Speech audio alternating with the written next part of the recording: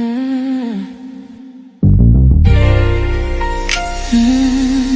100 degrees. Sip with me. I'll pour it hot, so hot.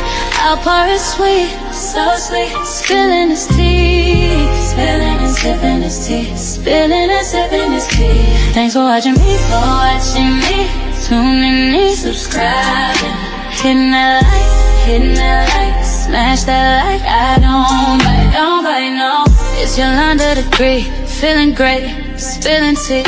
Have a seat and join me. Sip some tea, unwind with me. Let's grab a snack and talk some smack. I'm your girl, I got your back. I got the news, I got the views. I bet you can't wait, I know you can't wait to sip this tea. Sip this tea. Spilling this tea, spilling and sipping this tea, spilling and sipping this tea, spilling this tea, spilling and sipping this tea, spilling and sipping this tea, spilling and sipping this tea, spilling and sipping this tea. Thanks for watching me, tuning in, subscribing, hitting that like, smash that like. I don't bite, no.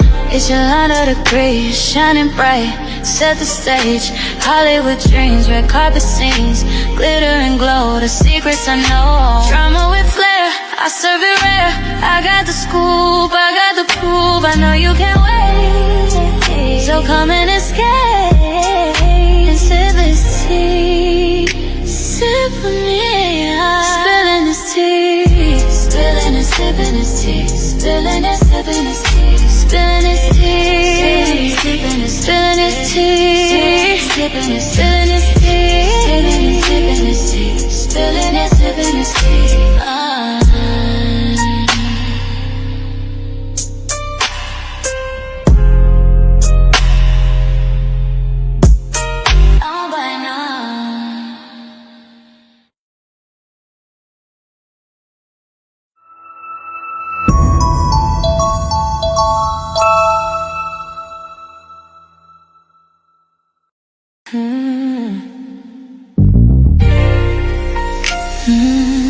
It's 100 degrees. Sip with me. I'll pour it hot, so hot. I'll pour it sweet, so sweet. Spilling this tea, spilling and sipping this tea, spilling and sipping this tea. Thanks for watching me, tuning in, subscribing, hitting that like, smash that like. I don't bite, no. It's your 100 degree, feeling great, spilling tea.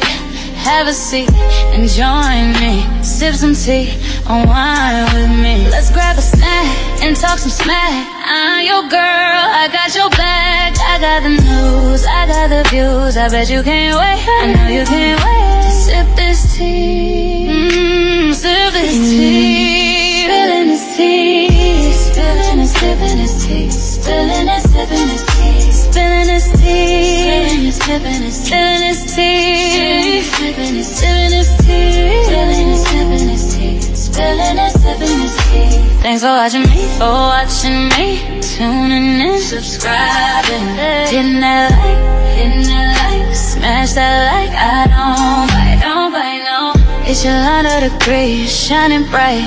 Set the stage, Hollywood dreams, red carpet scenes, glitter and glow, the secrets I know. Drama with flair, I serve it rare. I got the scoop, I got the proof. I know you can't wait, so come and escape and sip this tea. Sip with me, spilling this tea, spilling and sipping this tea, spilling and sipping this tea, spilling this tea, spilling this tea, spilling this tea, spilling and sipping this tea, spilling and sipping this tea.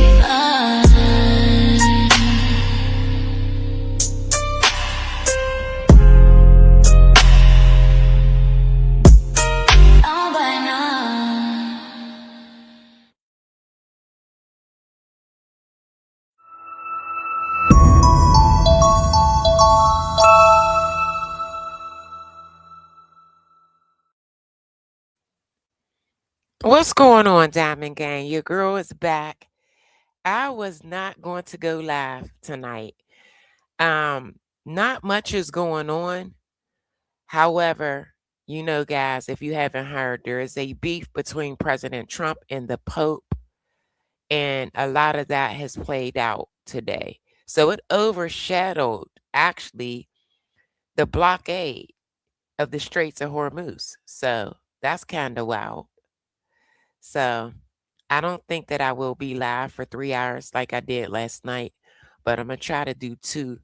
So I want to say shouts out to my subscribers. If you are new here, please subscribe to the channel.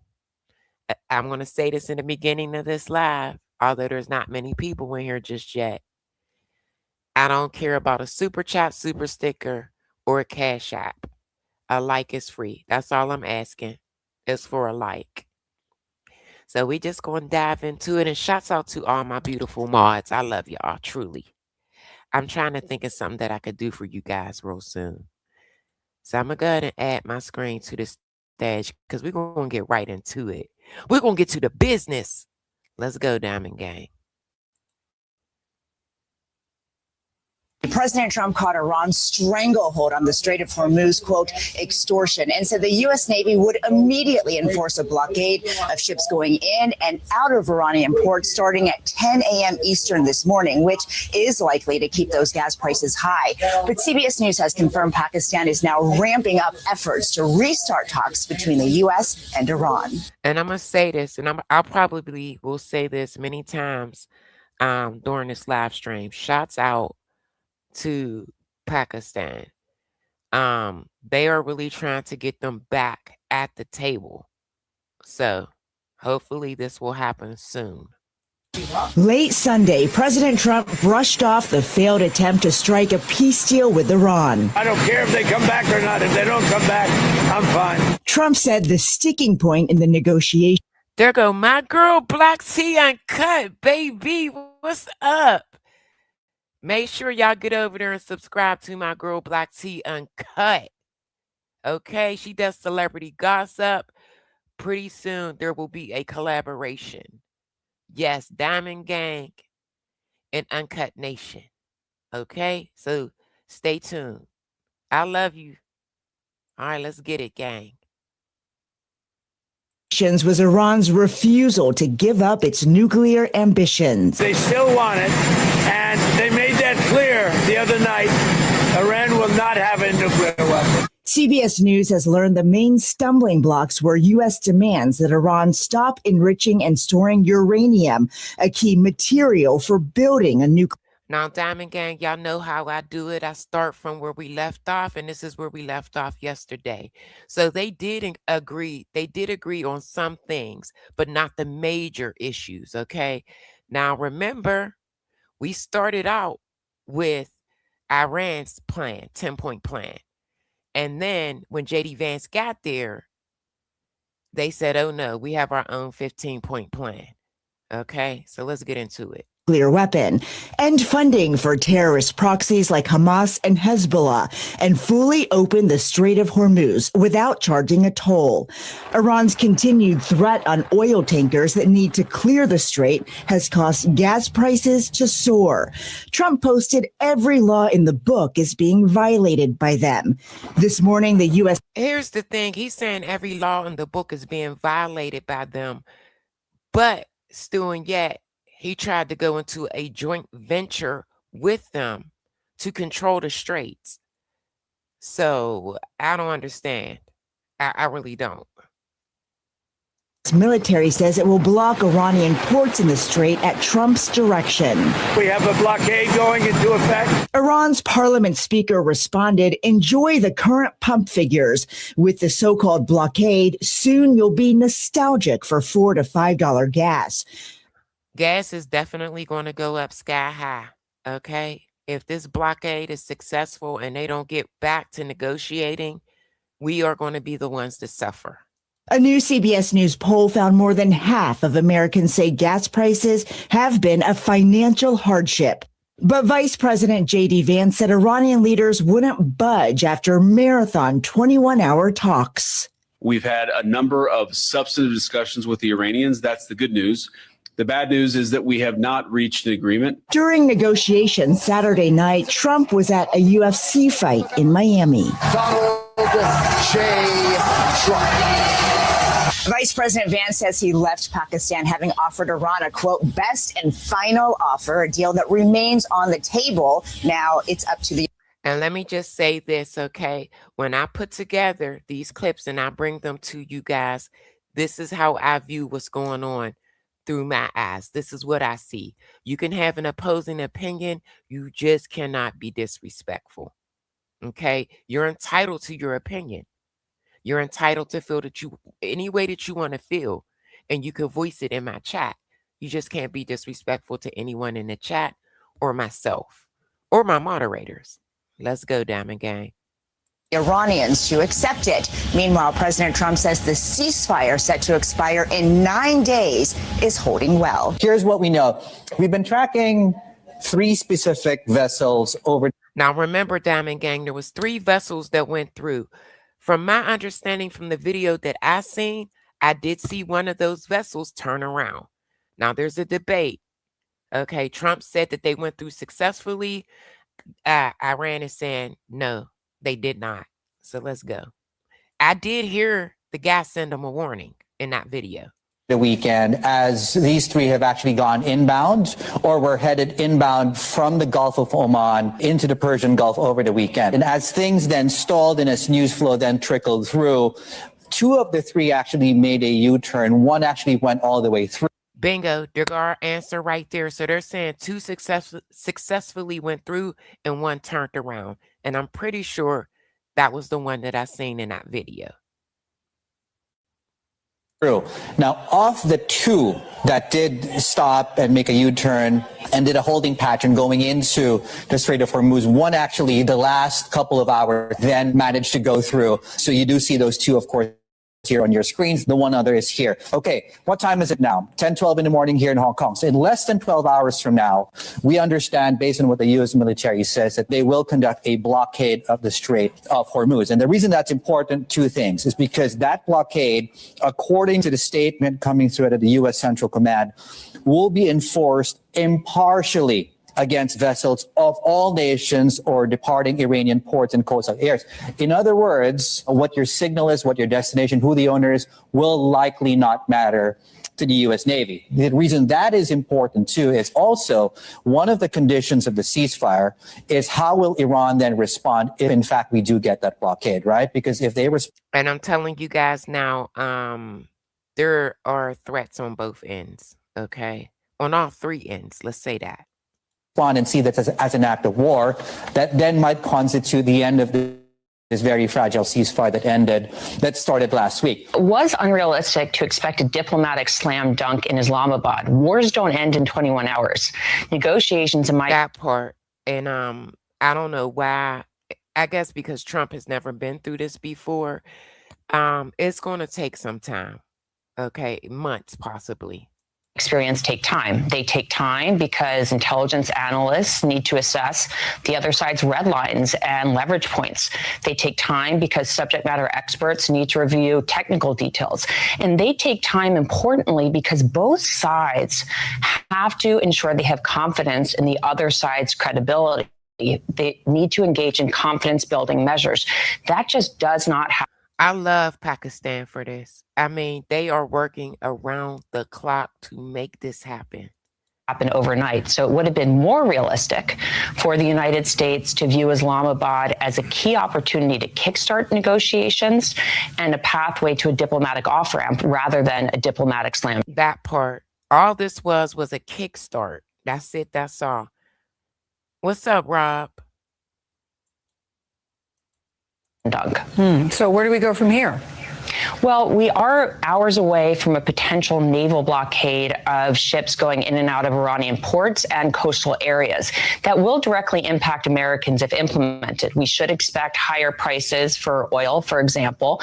We also need to understand that U.S. naval... I do. I give a damn that Trump was at the UFC game. I do. That's how serious he's taking this. He don't give a good goddamn because he's ready to go on with his next conquest, which is Cuba. He's trying to find an exit route, but his friend, his bestie that he reports to every day, BB, won't let him. Personnel and assets will be in more direct range of Iranian mines, drones, and more in and around the Strait of Hormuz. So we could see more casualties. And finally, Gail, we should not expect Iran to take this laying down if the blockade is implemented. What you think about Trump doing what he did as far as going after the Pope and basically depicting himself as Jesus? What you think about that? We're gonna get all into that, and then tried to lie about it and said that he made himself a doctor. That everybody knew what that picture was. He just lies for no reason. I can't wait to get there. They may choose to respond with capabilities like cyber and physical attacks if the United States does escalate with this naval blockade, Gil. Yeah, let's pick up on that point because y'all might as well get ready, because MAGA, that's done with. That's done with. Democrats, they're flipping seats right now. the Iranian government is already saying it's going to be met with a forceful response. What do you think the impact of that could be? Well, certainly there's going to be a war of words if this naval blockade is implemented. And at the same time, we should also... And he's standing 10 toes down on not apologizing. He's going to lose a lot of people behind that. Expect Iran to potentially engage with what we call asymmetric capabilities, cyber attacks, potentially physical attacks. But I am not ruling out the fact that there are still negotiations ongoing. They may not be public, but a lot of that part, Pakistan is making sure that they keep a line of communication in between each other. Nah, ain't no wishful thinking. No, we come back in November. Negotiations don't unfold with a lot of TV cameras, Gail. They happen behind the scenes. Too many people ain't messing around with him for real now after that BS he did today. He was up all night long posting like a maniac. He never went to sleep. And y'all gonna see it here tonight. Genuinely think that Donald Trump is having like a mental health episode right now. We're about to get into it. I need y'all to hit the like. Please and thank you. I don't care about a super chat, super sticker, cash app, none of that. Just a like. Thank you. 4 in the morning on the East Coast, and he's been posting on social media basically every hour from 9 p.m. all the way up until 4 in the morning. What's going on with Trump? He's posting all night long. All night long. Started with this post at around 9 p.m. where Donald Trump attacked Pope Leo, saying that he's weak on crime, terrible for foreign policy. He said that Pope Leo wants Iran to have a nuclear weapon. Just absurd stuff. Then, less than an hour later, he posted an AI image of himself at... Y'all see this AI image? Does that look like a doctor to you? That's what he said. When he got that backlash, he said that he was depicting himself as a doctor. As Jesus Christ with what appears to be demons in the background. There's a lot going on in this photo, and MAGA is very upset about this one. Then he followed it up with a photo of a Trump Tower on the moon for some reason. And then at 12:33 in the morning, he made a presidential announcement. The United States to blockade ships entering or exiting Iranian ports on April 13th at 10 a.m. Thanks for your attention to this matter. Then at 2:35 a.m., he started posting articles about Joe Biden and Hunter Biden. 2 minutes later, he then posted the same article again. So he was crashing out last night, big time, because he was so upset about what the Pope had to say. I don't know if he realizes he did that. Almost immediately after, he started posting articles about his ballroom. And now, 4:10 in the morning, Trump calls Iran's bluff with his own Strait of Hormuz blockade. He has not gone to sleep. He has been posting all night, just random articles or random things online. I've said it. What y'all think about that, about this crash out? Let's go back and hear it one more time. One more time. Let's hear it one more time. Let's see it. This is insane coming from our president. Let's go. Negotiations don't unfold with a lot of TV cameras, Gail. They happen behind the scenes. I genuinely think that Donald Trump is... He is losing it. He's losing it. having like a mental health episode right now. It's 4 a.m. on the East Coast, and he's been posting on social media basically every hour from 9 p.m. all the way up until 4 a.m. It all started with this post at around 9 p.m. where Donald Trump attacked Pope Leo, saying that he's weak on crime, terrible for foreign policy. He said that Pope Leo wants Iran. This was so disrespectful. So disrespectful. To have a nuclear weapon, just absurd stuff. Then, less than an hour later, he posted an AI image of himself as Jesus Christ with what appears to be demons in the background. There's a lot going on in this photo, and MAGA is very upset about this one. Then he followed it up with a photo of a Trump tower on the moon for some reason. And then at 12:33 in the morning, he made a presidential announcement. The United States to blockade ships entering or exiting Iranian ports on April 13th at 10 a.m. Thanks for your attention. They lit into his butt today. So much that he ended up taking it down. He never does that because that picture of the Obamas as monkeys, that's still up. But he made sure he took this down. To this matter. Then at 2:35 a.m., he started posting articles about Joe Biden and Hunter Biden. 2 minutes later, he then posted the same article again. I don't know if he realizes he did that. Almost immediately after, he started posting articles about his ballroom. And now, 4:10 in the morning, Trump calls Iran's bluff with his own Strait of Hormuz blockade. He has not gone to sleep. He has been posting all night, just random articles or random things online. I've said it before. I'll say it again. This guy is not well. It has to be either the 25th Amendment or impeachment and removal. We cannot keep doing this. Yeah, Larry, I say that all the time. I tell people all the time, every live stream, that they've been preparing for this for over 47 years. That's what I say. We have big news right now. MAGA has erupted this morning over Donald Trump posting an image of himself as Jesus and attacking the Pope. This is arguably one step too far for many Catholic.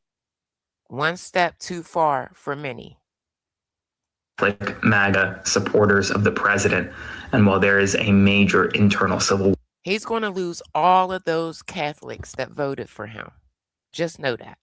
We're brewing right now. Supporters of his, like Michael Knowles, says, quote, I assume someone has already told him, but it behooves the president both spiritually and politically to delete the picture, no matter the intent. Brylan Holland, this is gross blasphemy. Faith is not a prop. You do not need to. And I'm going to show you guys. He literally got on national TV and said, no, that I put myself as a doctor. Like, the lies that come out of his mouth is crazy. Portray yourself as a savior when your record should speak for itself. The same God who saved Trump's life from that bullet sent his son Jesus to die for our sins. He died for Trump just as much as for you and I. Marjorie Taylor Greene, on Orthodox Easter, President Trump attacked the Pope because the Pope is rightly against Trump's war in Iran, and then he posted this picture. We got my bestie in the building, Meet Cruz. What's up, bestie? Of himself as if he's replacing Jesus. This comes after last week's post of his evil tirade on Easter and then threatening to kill an entire civilization. I completely denounce this and I'm praying against it. The White House attack on the Catholic Church and the evangelical right is going to be the story that really, in my opinion, this overshadowed the blockade, y'all. This overshadowed that today. Every time I went to get information for you guys, more stuff came out about this. The Pope said he's not fearing nothing. He don't fear him. And we're going to get into that. Represents the downfall of a significant chunk of Trump's coalition. We'll see what happens. Spread the word. Follow for more. Gavin Newsom got him. He got Trump so good today. He actually showed him as the Grim Reaper. And guess who was in the background? Epstein. Stop playing with people.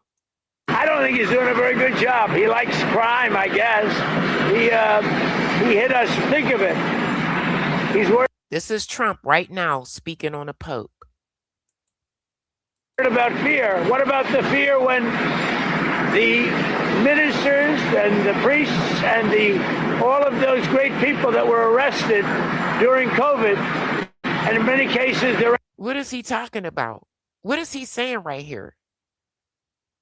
Outside 10 feet apart, and they were arrested. So we don't like it. We don't like a pope that's going to say that it's okay to have a nuclear weapon. We don't want a pope that says... He putting words in the Pope's mouth. The Pope never said that. He never said that. He said, we don't like, who are you speaking for? You're not speaking for me. Who are you speaking for? Crime is okay in our This right here backfired and blew up in his face. cities. I don't like it. I'm not a big fan of Pope Leo. He's a very liberal person, and he's a man that doesn't believe in stopping crime. He's a man that doesn't think that we should be toying with a country that wants a nuclear weapon so they can blow up the world. So I'm not a fan of Pope Leo. Again, there was no proof. We went over this 1,000 times. He shredded up the deal that Obama put together. He went by Kushner, he went by Bibi, and he went by his gut and Witkoff and his gut feeling. There was no proof. None. We have some big news right now. Pope Leo says, I have no fear of Donald Trump or the Trump administration, responding forcefully after a night where Donald Trump attacked the Pope for liking crime and criminals, and then compared himself to Jesus by posting that image of the president himself resurrecting someone or having his hand over the head of someone as angels reigned overhead. You've seen that image across the internet. Well, the Pope this morning is saying, I have no fear of you, Mr. President. I have no fear of the Trump administration. He was speaking to reporters on a flight saying, listen, we deal with different things. I don't do foreign policy. I'm a peacemaker through the gospel. These are quotes from the Pope this morning. Donald Trump spent the night attacking the Pope. He has spent the night. He never went to sleep last night. This is sad. Attacking the Catholic Church.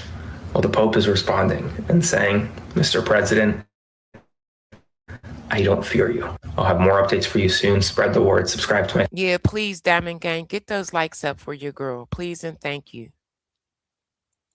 Substack link and bow to support. Follow along for more. So truly extraordinary just moments ago, Pope Leo coming to the back of the plane and speaking to Americans. So now we're going to hear from Pope Leo. He was on a flight and he did take time out to answer some questions. So let's get into it. Journalists responding directly to what President Trump said. I don't think he's doing a very good job. He likes crime, I guess.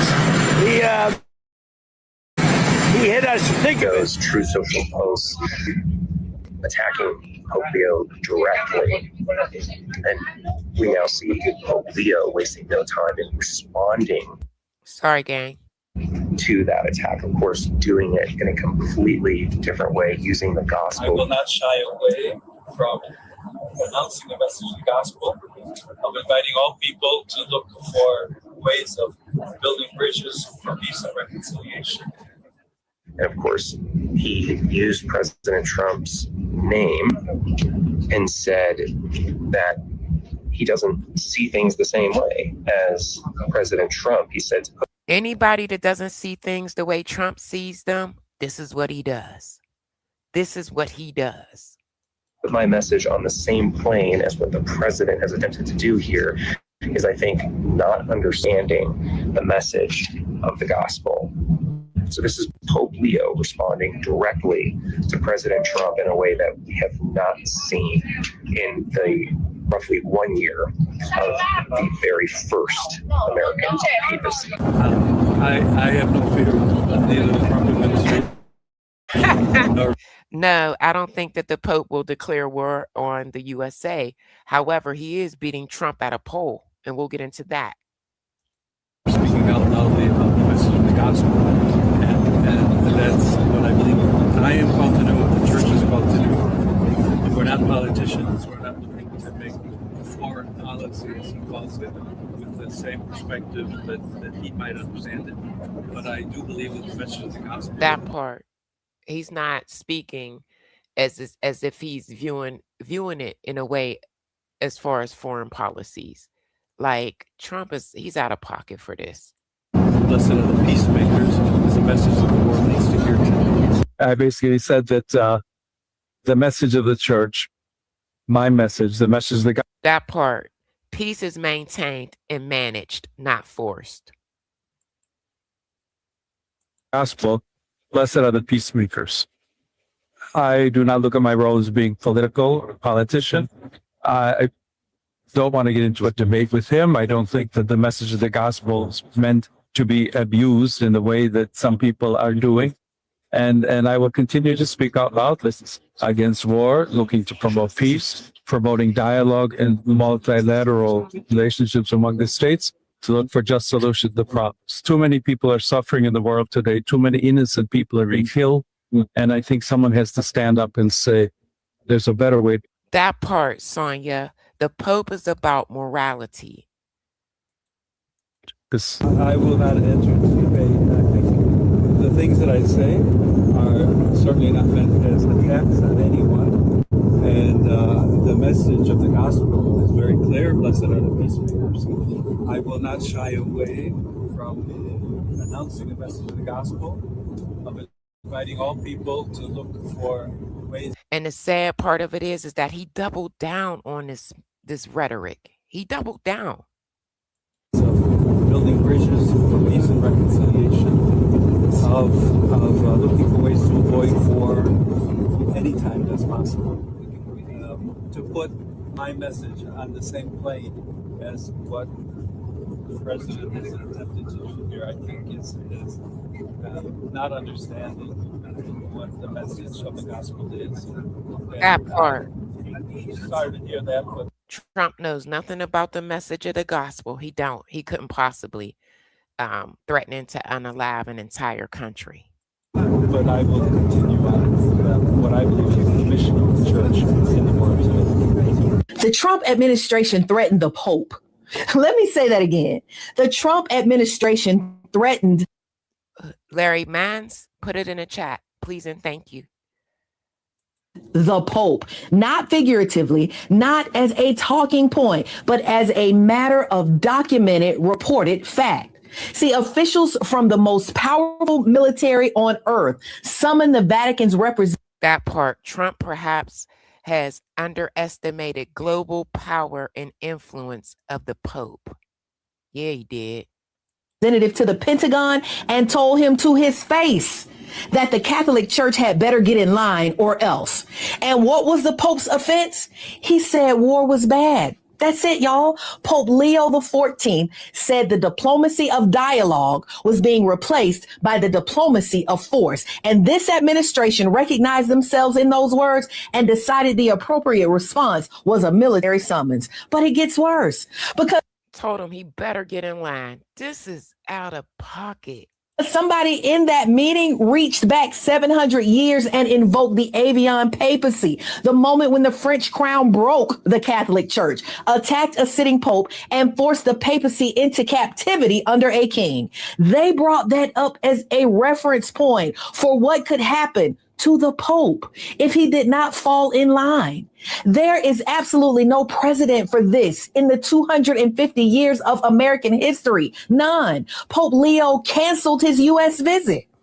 On July 4th, America's 250th birthday, the first American-born Pope in history will be on Lampedusa, a tiny island where African immigrants washed ashore desperate and dying. He chose the drowning over a parade.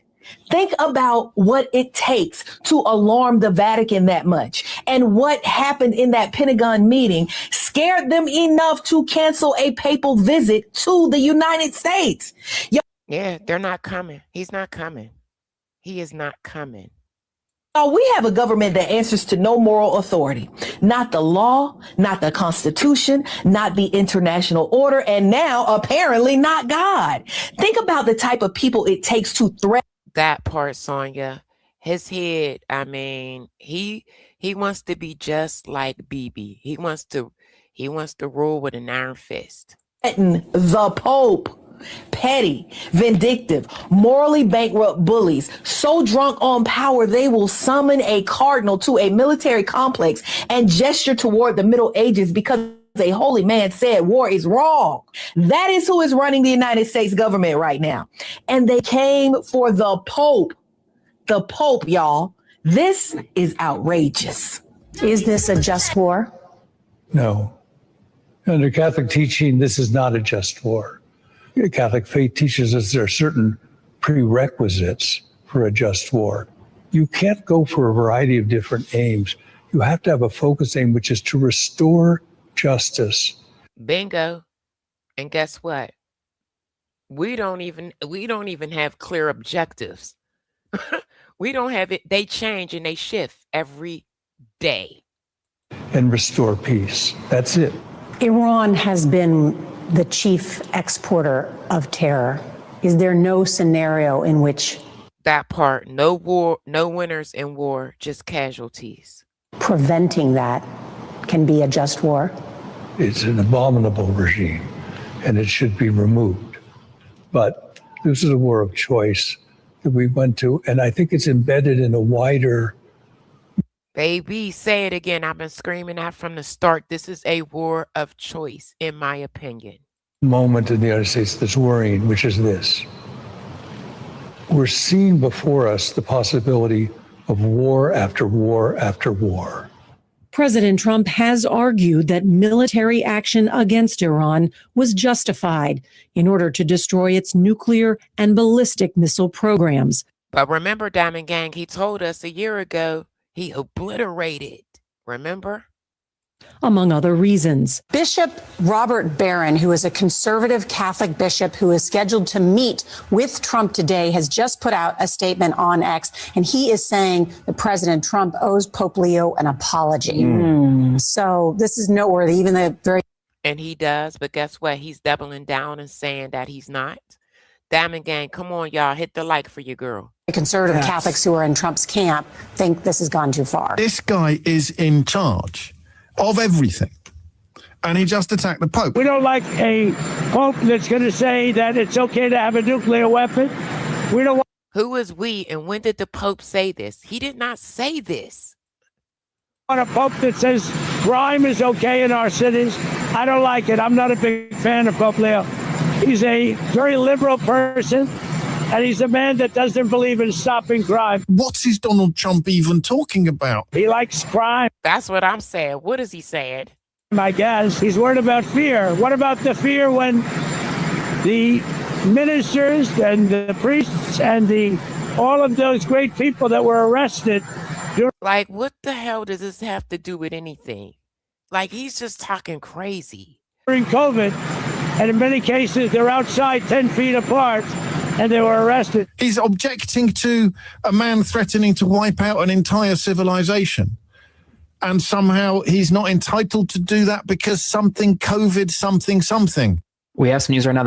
I swear that's just what he said. He was, I don't know what he was talking about. The MAGA eruption over Trump posting himself as Jesus has reached a new boiling point as some in MAGA are demanding that Trump ask for forgiveness from the American people and from God, as some... Wait till y'all see him tell this lie and said he depicted himself as a doctor. Say he is possessed by a demon. I'm not making any of this up. First, you have Riley Gaines, who appears at the White House regularly, a huge MAGA supporter of the president, saying, why? Seriously, I cannot understand why he posts this. Is he looking for a response? Does he actually think this? Either way, two things are true. A little humility would serve him well. God shall not be mocked. Here's another Republican conservative. I don't know if the president thought he was being funny or if he is under the influence of some substance or... I think that if we don't stop Bibi, because that's what Bibi wants, a civil war. Okay, Eddie, that's how I feel. Y'all should have let him rock out, but it's okay. It's okay. What possible explanation he could have for this outrageous blasphemy, but needs to take this down and ask for forgiveness from the American people and then from God. Another one, I genuinely believe Trump is currently demon possessed. I have never seen this type of vitriol for the president of the United States since he took office again. Something is changing. We'll see what happens. Spread the word. Subscribe to my Substack. Link in bio to support. Follow for more. Breaking news. Donald Trump has deleted the photo of him as Jesus. Listen, Diamond Gang, please, my mods, they put it in the chat. Be respectful. If you're not respectful, you will be removed. You can have opposing opinions and you can put those in the chat. You just have to be respectful. We're all adults, I hope. After his supporters labeled him the Antichrist. I don't know what made him do that, Andrew, but this was disgusting. Some demanded that he apologize to. And yes, we are at the end. I said that a couple live streams ago. We are living in our last days. God and to the American people. After the Catholic community rebuked the President of the United States, he has seemingly waved the white flag, admitted defeat, and deleted the image of himself as Jesus. Now, will he comment on it? Will he say anything? Will he apologize? That is Guess what, Diamond Gang? He did speak on it, and I got it, and we're going to listen to it. Doubtful.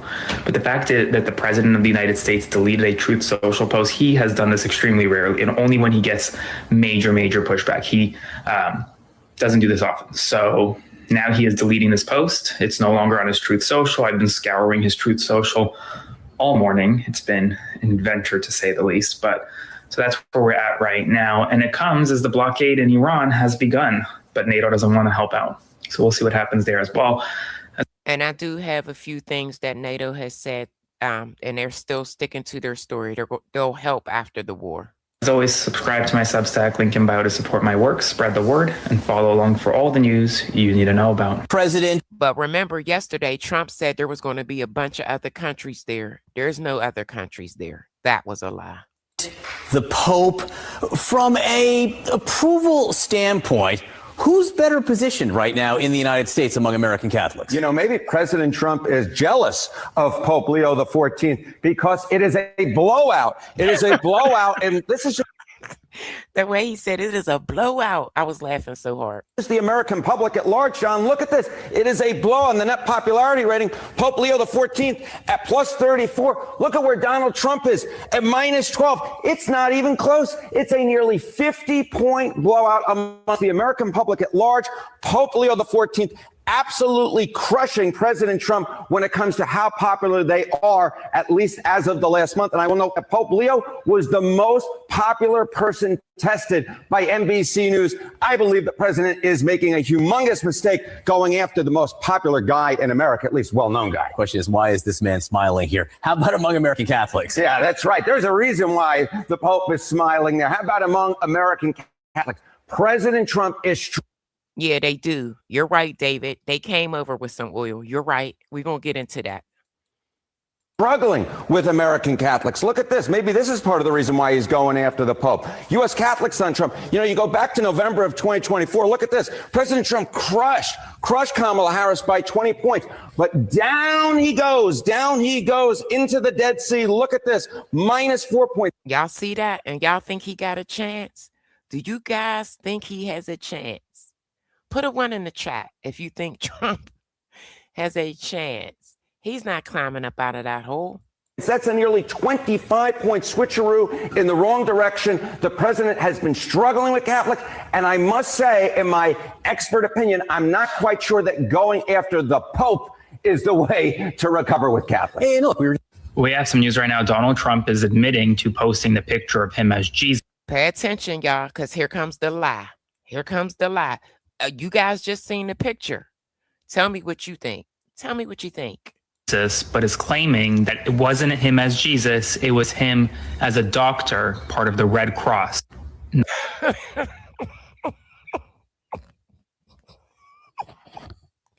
He said that was him as a doctor, part of the Red Cross. And he actually says it on camera.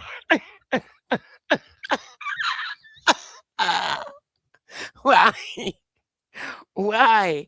Why? Oh my God, this is embarrassing. Let's go. Not making this up. This is a serious thing. I want you to decide for yourself. This is the image. You've seen it on the internet. Trump says that this is him. Does that look like a doctor from the Red Cross, Diamond Gang? Please, y'all, help me. I'm trying to help him. Y'all know I do not rock with this man at all. He's gonna say it on camera. He's going to say it on camera, Diamond. Hit the like, please. Come on. I don't even have that many people in here tonight. Hit the like for your girl. Let's go. Depicting himself as a doctor, part of the Red Cross. Not Jesus, but doctor as a member of the Red Cross. That's what the president says this is. And mind you, his supporters pretty much knew what it was because they started calling him the Antichrist from the beginning, demanding that he apologize. They knew that this was depicting him as Jesus, not as a doctor, part of the Red Cross. But the president of the United States is actively, and he's. But people got mad at me when I said he's a liar. He is. This is insane. Blaming the media, by the way. He says only the media could think of something like that this was Jesus and not of him as a doctor, because according to him, he thinks it's pretty evident that this is him as a doctor. Any event, spread the word. Subscribe. Is it Tariq? You heard him say it? I fell out when he said that. I was so I'm embarrassed. To my Substack link in bio to support my work. Follow along for all the news you need to know about. Well, it wasn't depiction. It was me. I did post it, and I thought it was me as a doctor. What the freak, y'all? Let me take this back one more time. Where all them people out there was trolling me last night? Get y'all asses in here. Not as a doctor, part of the Red Cross. But the president of the United States is actively, and he's blaming the media, by the way. He says only the media could think of something like that this was Jesus and not of him as a doctor, because according to him, he thinks it's pretty evident that this is him as a doctor. Any event, spread the word. Listen. Subscribe to my Substack link in bio to support my work. Follow along for all the news you need to know about. Well, it wasn't depiction. It was me. I did post it, and I thought it was me as a doctor. What the freak? Y'all, it's late here. I gotta be quiet.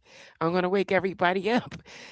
Yeah, he's tripping. I don't know what the freak. Like, yo, where's all those people that was in here trolling me last night? Get y'all butts in here. I need y'all to see this.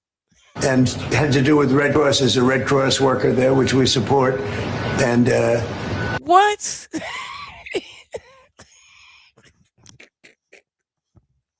I'm embarrassed. He said, as a Red Cross worker, we support. This is insane. Only the fake news could come up with that one. I just heard about it, and I said, how did they come up with that? It's supposed to be me as a doctor making people better, and I do. He think he talking to them kids he was talking to on Easter.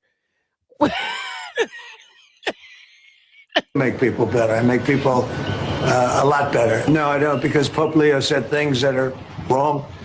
He was very much against what I'm doing with regard to. I'm so mad all them people ain't in here tonight. One more time. One more time, y'all. One more time. They probably would have been mad. Start reporting my damn video. They'd have been so mad. I gotta hear you say this one more time. I'm sorry, y'all. Just one more time. And mind you, his supporters pretty much knew what it was, because they started calling him the Antichrist from the beginning, demanding that he apologize. They knew that this was depicting him as Jesus, not as a doctor, part of the Red Cross. But the president of the United States is actively, and he's blaming the media, by the way. He says only the media could think of something like that this was Jesus and not of him as a doctor, because according to him, he thinks it's pretty evident that this is him as a doctor. Any event, spread the word. Subscribe to my Substack link in bio to support my work. Follow along for all the news you need to know about. Well, it wasn't depiction. It was me. I did post it, and I thought it was me as a doctor, and had to do with Red Cross. As a Red Cross worker there, which we support. And only the fake news could come up with that one. I just heard about it, and I said, how did they come up with that? It's supposed to be me as a doctor making people better, and I do make people better. I make people a lot better. No, I don't, because Pope Leo said things that are wrong. He was very much against what I'm doing with regard. Diamond Gang, he looked like my grandson. My grandson is a little liar, and every time he get caught, it's some reason of why he did what he did, and he lied. To Iran, and you cannot have a nuclear Iran. Pope Leo would not be happy with the end result. No, Gavin Newsom. It says Gavin Newsom savagely trolls Donald Trump's Jesus picture with Jeffrey Epstein jab.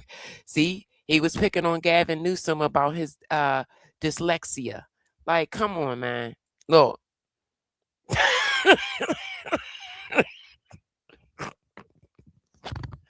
I swear, this is crazy. This is so crazy, guys. This is crazy. I'm done. Trump It's me as a doctor.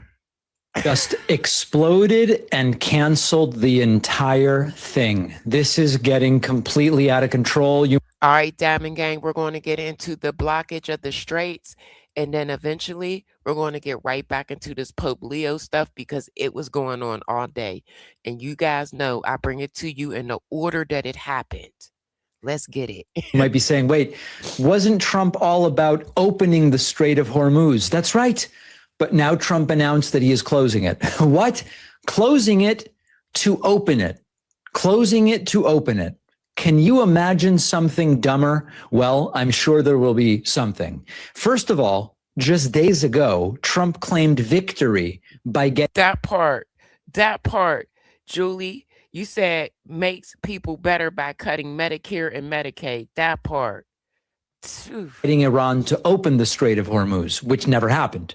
Now he's... Come on, Diamond Gang. I don't want to keep stopping begging for likes. I don't care about a super chat, super sticker, or a cash app. Just a simple like will do. Please keep me in the algorithm. Says we're going to win by closing the Strait of Hormuz. It's going to require some explanation. Let's first put up Donald Trump's Wall of Text Truth social post where he said, quote, about the negotiations that J.D. Vance was leading, which failed miserably. He says, quote, so there you have it. The meeting went well. Most points were agreed to, but the only point that really mattered, nuclear, was not. Effective immediately, the United States Navy, the finest in the world, will begin the process of blockading any and all ships trying to enter or leave the Strait of Hormuz. At some point, we will reach an all being allowed to go in, all being allowed to go out basis. But Iran has not allowed that to happen by merely saying there may be a mine out there somewhere that nobody knows about but them. That is true. It is very dangerous. Anybody going through the straits. This is world extortion, and the leaders of countries, especially. Now it's extortion. Prior to, like I said earlier, he wanted to actually go in with Iran and mine the straits with them as a business venture, he said. So now it's extortion. This is crazy. The United States of America will never be extorted. I have also instructed our Navy to seek and interdict every vessel in international waters that has paid a toll to Iran. No one who pays an illegal toll will... He mad because he ain't getting half of that. That's what that is. Have safe passage on the high seas, blah, blah, blah, blow them to hell, locked and loaded, etc. You can read the entire thing. But the point is, Trump said it was open. It wasn't. Now he says he's closing it. Why are we having our Navy blockade the Strait of Hormuz if Trump won already? Iran's military has been decimated. The strait opened Tuesday and everything is fine. Well, Trump says it's because Iran won't agree on nuclear. The Strait of Hormuz was open before any of this started. That part. It was already open. There was no problems. And now he wants help from everybody to get it open. You did not consult with your allies prior to. Like, this is a madman. I mean, before Trump invaded Iran over 6 weeks ago, the Strait of Hormuz became a problem when Trump invaded Iran. For the last week, after saying it's open, Trump and his White House kept insisting we have solved that problem. We've gotten a deal done. It's all happening. And then it was like, well, it doesn't really look like the deal is done. And then it never really looked like the Strait of Hormuz was open. And now Trump suddenly acknowledges, okay, Iran never did open the Strait of Hormuz. And now we, the United States, will be blocking any and all ships going in and out. So was it open? Was it reopened? Is the United States now closing it? Why? Let me run through some of the things he said on the Hormuz Strait. At the outset of the war, March 3rd, he said the Navy would begin escorting tankers no matter what. The U.S. will ensure the free flow of energy to the world. March 9th, he said he was still thinking about taking it over. And all we want is some clarity, some transparency. March 15th, he said it was someone else's problem. Our allies would take care of it. Maybe we shouldn't even be there. We don't need it. We have a lot of oil. 6 days later, he threatened online the U.S. would attack Iran's power plants if it didn't open the strait within 48 hours. March 26th, he went back to blaming allies. Look at this guy right here. He closing his eyes. He thinking hard. How the hell am I going to answer this question? Look at him. Eyes closed. Like, what the hell am I going to say? That's a lot. Saying he's disappointed in NATO. Margaret, in conflict, and then he announced a 2-week ceasefire saying Iran had agreed to open the strait. I'm not done because yesterday he said that CENTCOM announced they're sending 2 ships to set the conditions for clearing mines. This morning he said the Navy's going to start blockading the strait and interdict ships Is that the final answer? I mean, can you see here why the public doesn't think your adversary that the president has a clear strategy? Your adversary has a vote in this too, and they have a position in it too, which there were just negotiations just yesterday. They changed with the Just game. yesterday, there were negotiations, and literally, Iran had an opportunity just yesterday to say to the world, we're not going to pursue a nuclear weapon. Can you imagine? But the on the largest Strait of Hormuz, exporter which is of the thing that's causing your gas. Now he's trying to put it back on Iran. Let's go. A terrorist regime to go up, having a nuclear is weapon, what I'm they have been asking you. enriching. They have been enriching uranium. They've been enriching to the point where the IAEA, the head of the IAEA, said they were weeks away from having enough to have. There a has nuclear not been a single congressional hearing on this issue. No one's disagreeing. It's an important one. Since this war began, you have Listen, we went over this 1,000 times. There was no proof. been in session Iran's for nuclear 11 days, ambitions Congressman. for decades. Do you think this is adequate oversight There have been of this war? decades of, well, actually, we have had classified briefings on this issue. Now, this is an ongoing conflict. There are going to be continued briefings. No one classified stepped up and said that they were. No one. I think the administration certainly could. And the chairman of the Armed Services Committee has chastised the department on needing to provide Congress with more information, but we've had classified briefings. But the issue that's the crux of this, that Iran cannot be permitted to have a nuclear weapon, which is what. Oh, yeah, they are. And it's sad to say they are a little more mature. But the vice president stood before the world and said that Iran is unwilling to declare just yesterday, which was the breaking. You can tell. Look at how many times Trump tacoed because he thought his threats were going to move them. Point of the negotiations has been the subject of hearings. Do you know what the I'm here in the Pakistani capital, Islamabad. You can see the iconic Faisal Mosque behind me, and the city has just played host to something quite extraordinary. Over the past weekend, senior U.S. officials, including... Now, this clip here is just in regards to, this is going to be a process. See, Trump, he wants it to happen, and he wants what he wants, and he wants it now. And this is going to be a very long, drawn-out process, and it should be. Vice President J.D. Vance sat down face-to-face with Iranian counterparts for roughly 21 hours, a rare and highly sensitive diplomatic encounter that is nothing short of historic. Now, a senior government... This was very historic, very. This is the first official here in Pakistan has confirmed to CBS News that Islamabad is intensifying efforts to bring both sides back to the negotiating table, despite... Shots out to Pakistan. You gotta love them.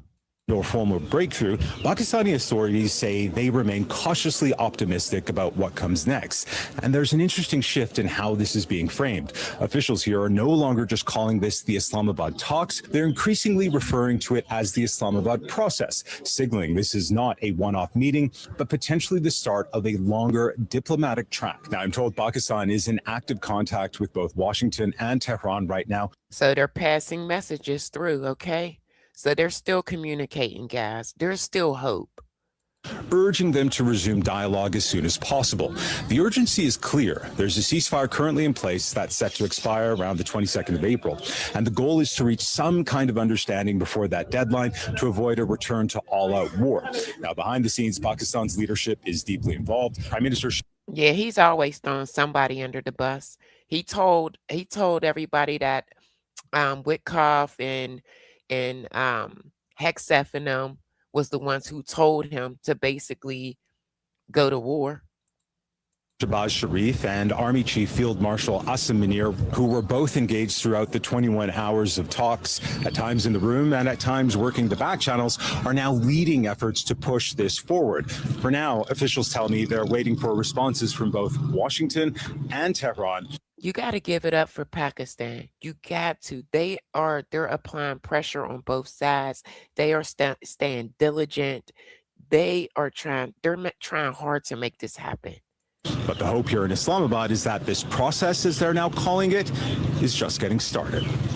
Iran has figured out that we can't beat them. We're not weakening Iran. We have strengthened Iran, and we can't stop their drone attacks. And what you're seeing is far more chaotic decision making.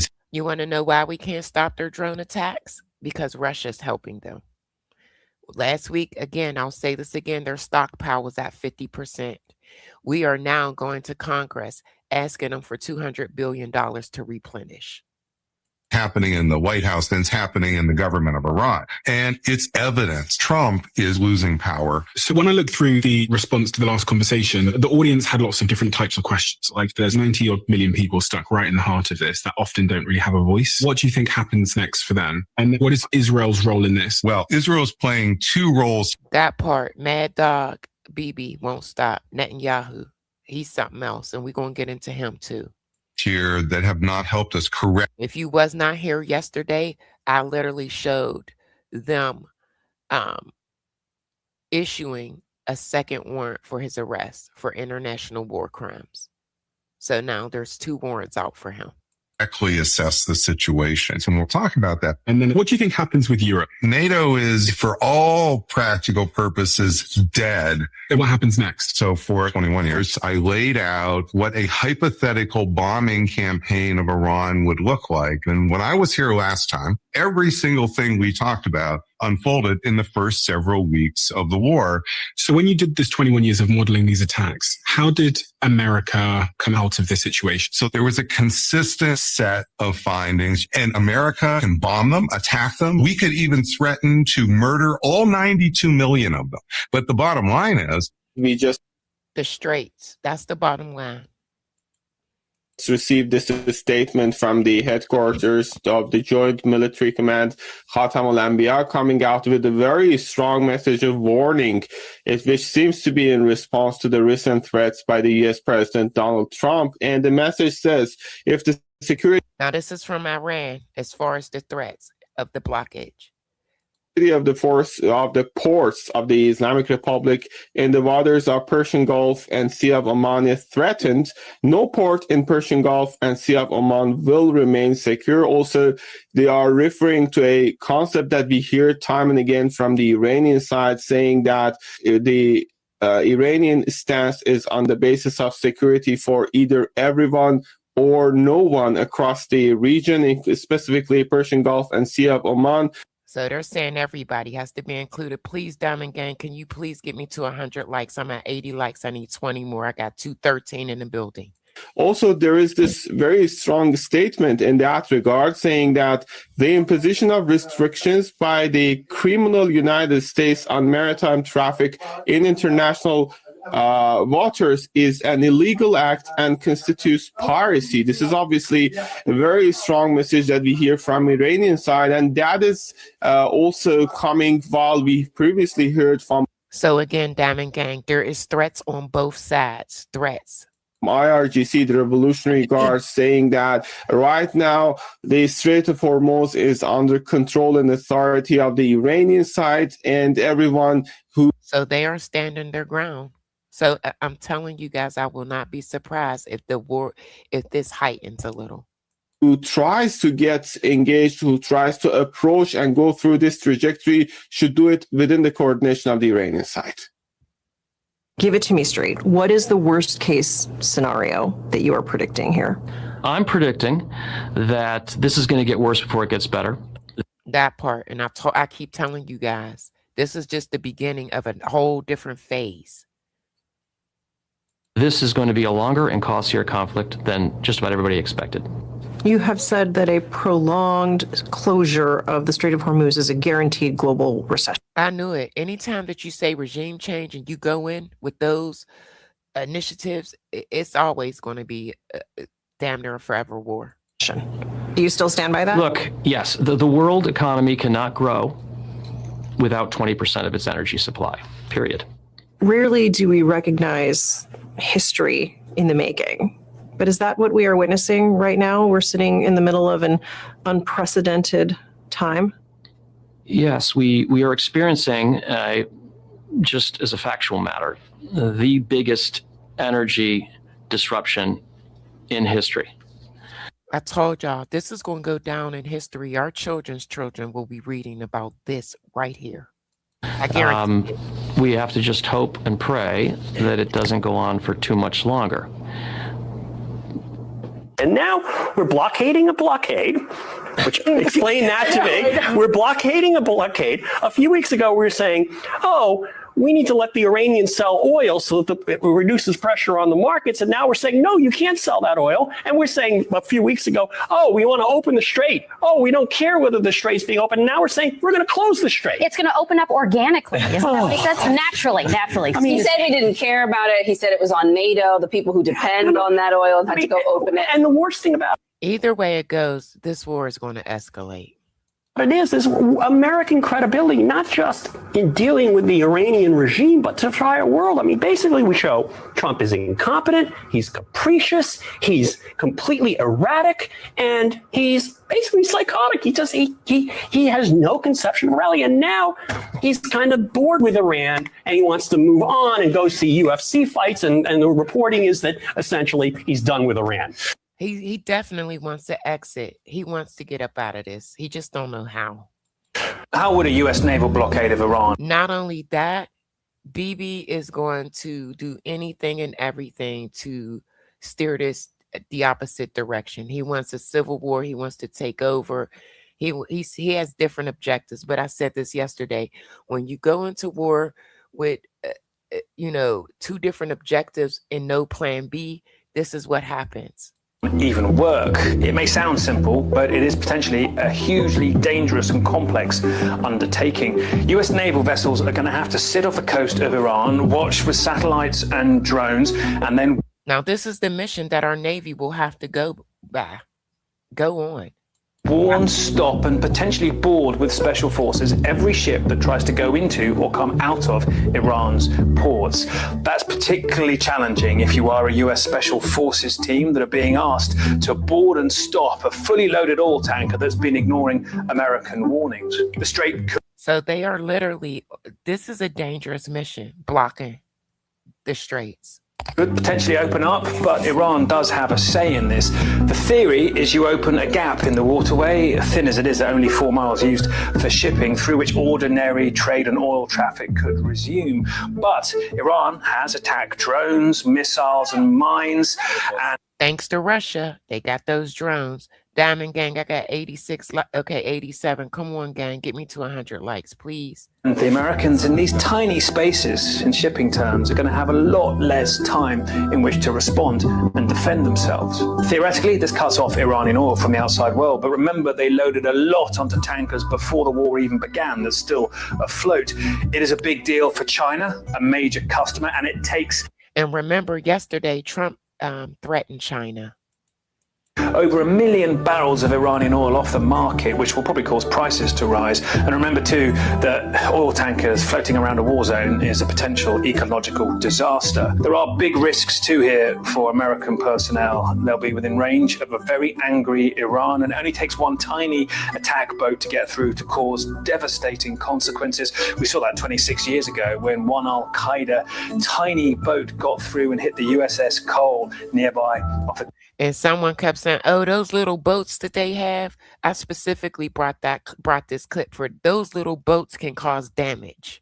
Coast of Yemen, killing 17 American sailors. Similar risks are going to return here. Now, this is something that the US could do, but it's big, it's complex, and it's going to take a lot of time to prove effective. Both Israel and Iran using the term fingers on the trigger to describe. You see that? Israel and Iran, fingers on the trigger. So this is what they were doing today, basically threatening each other. Describe their stance of readiness in case this ceasefire falls apart. Iran says this all comes down to trust. Their foreign minister saying in intensive talks at the highest level in 47 years, Iran engaged with the U.S. in good faith to end the war. But when just inches away from the Islamabad Memorandum of Understanding, we encountered maximalism, shifting goalposts, and blockade. The U.S. blockade of Iran. That part, shifting the goalpost. When they agreed and they did the ceasefire, it was based off of their list, Iran's list. When they got there to negotiate, we brought out the 15-point list. Let's go. Iranian ports is now in effect after a 10 a.m. deadline announced by President Trump. We know, according to U.S. Central Command, the blockade will be enforced impartially against vessels of all nations entering or departing Iranian ports and coastal areas. Now, the Iranians have threatened a response against U.S. Navy vessels in the Persian Gulf, and also they've threatened to close the Bab al-Mandab Strait, which is the gateway to the Red Sea. They could do this. Now, remember, when the Houthis entered the war, they were threatening to cut off the part of that Red Sea, and they never did. That's going to be their next step. I guarantee you, they're going to cut that off. Using Houthi forces in Yemen, a major proxy of the Iranian regime.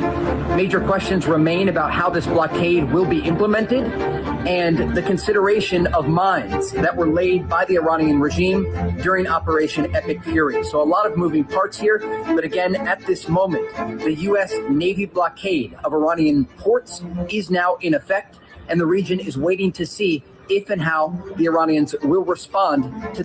I'm telling y'all, this is going to get ugly. I don't care what nobody think or say. This move by the Trump administration. Not that they haven't been, but things are getting really tense right now between the U.S. and Iran. Iran just warned that if the U.S. blocks its ships, it's going to start targeting ports across the Persian Gulf. This comes after Donald Trump said the U.S. could block vessels connected to Iran. And this isn't some random location either. This is all happening around the Strait of Hormuz, which is one of the most important shipping routes in the entire world. About 20% of global oil goes through there. So if it gets shut down or attacked, gas prices, shipping, everything, it all gets hit. Iran is basically saying if their access gets cut off, nobody in that region is safe. They even called the U.S. plan piracy and hinted they could start hitting nearby ports again. And we're already seeing the impact. Oil prices are jumping, countries are scrambling. Thanks, Diamond Gang, for hitting the likes. I need 3 more to get me to 100. I appreciate everybody to tap that like. Let's go, Diamond Gang. And things are getting unstable very quickly. And on top of that, talks between the U.S. and Iran just failed. And the ceasefire that's in place is pretty shaky. So this isn't cooling. It's very shaky. Thank you, guys. I love y'all. Thank you. I'll be surprised if we get through the week down anytime soon. And at this point, it's kind of a standoff. And if either side pushes too far, this could turn into something a lot bigger very fast. Mr. President, on Iran, if the deal is not reached by the end of the ceasefire, does your threat from before still stand? Yeah, I don't want to comment on that, but it won't be pleasant for them. Let me put it that way. Do you still plan to charge your toll? So you heard what he said. It won't be pleasant. President, has your timetable changed in any way in terms of ending this conflict? No, it's going on. Just right now, there's no fighting. Right now, we have a blockade. That's a lie. Israel unalived I think it was 2 people they targeted. They're doing no business. I didn't like seeing boats come out if they were doing business with Iran, but if they weren't, no boats came out. So now Iran is doing absolutely no business, and we're going to keep it that way very easily. Don't forget, their Navy is gone, their Air Force is gone. He keeps saying that. No, they're not. Remember, we just had 4 planes hit when they rescued that man. Remember that. Gone, their anti-aircraft is gone, their radar is gone, and their leaders are gone. No, Russia and China is helping them. It's a lot. Donald Trump has finally woke up after his late-night Truth Social posting spree, and he decided to immediately start escalating things with Iran. Take a look. He says Iran's navy is laying at the bottom of the ocean, completely obliterated. That's not true. What we've not hit are their small number of what they call fast attack ships, because we did not consider them much of a threat. If any of these ships... That part, and I just showed y'all the fast attack ships, how it could do major damage to those big ships. I just showed y'all that.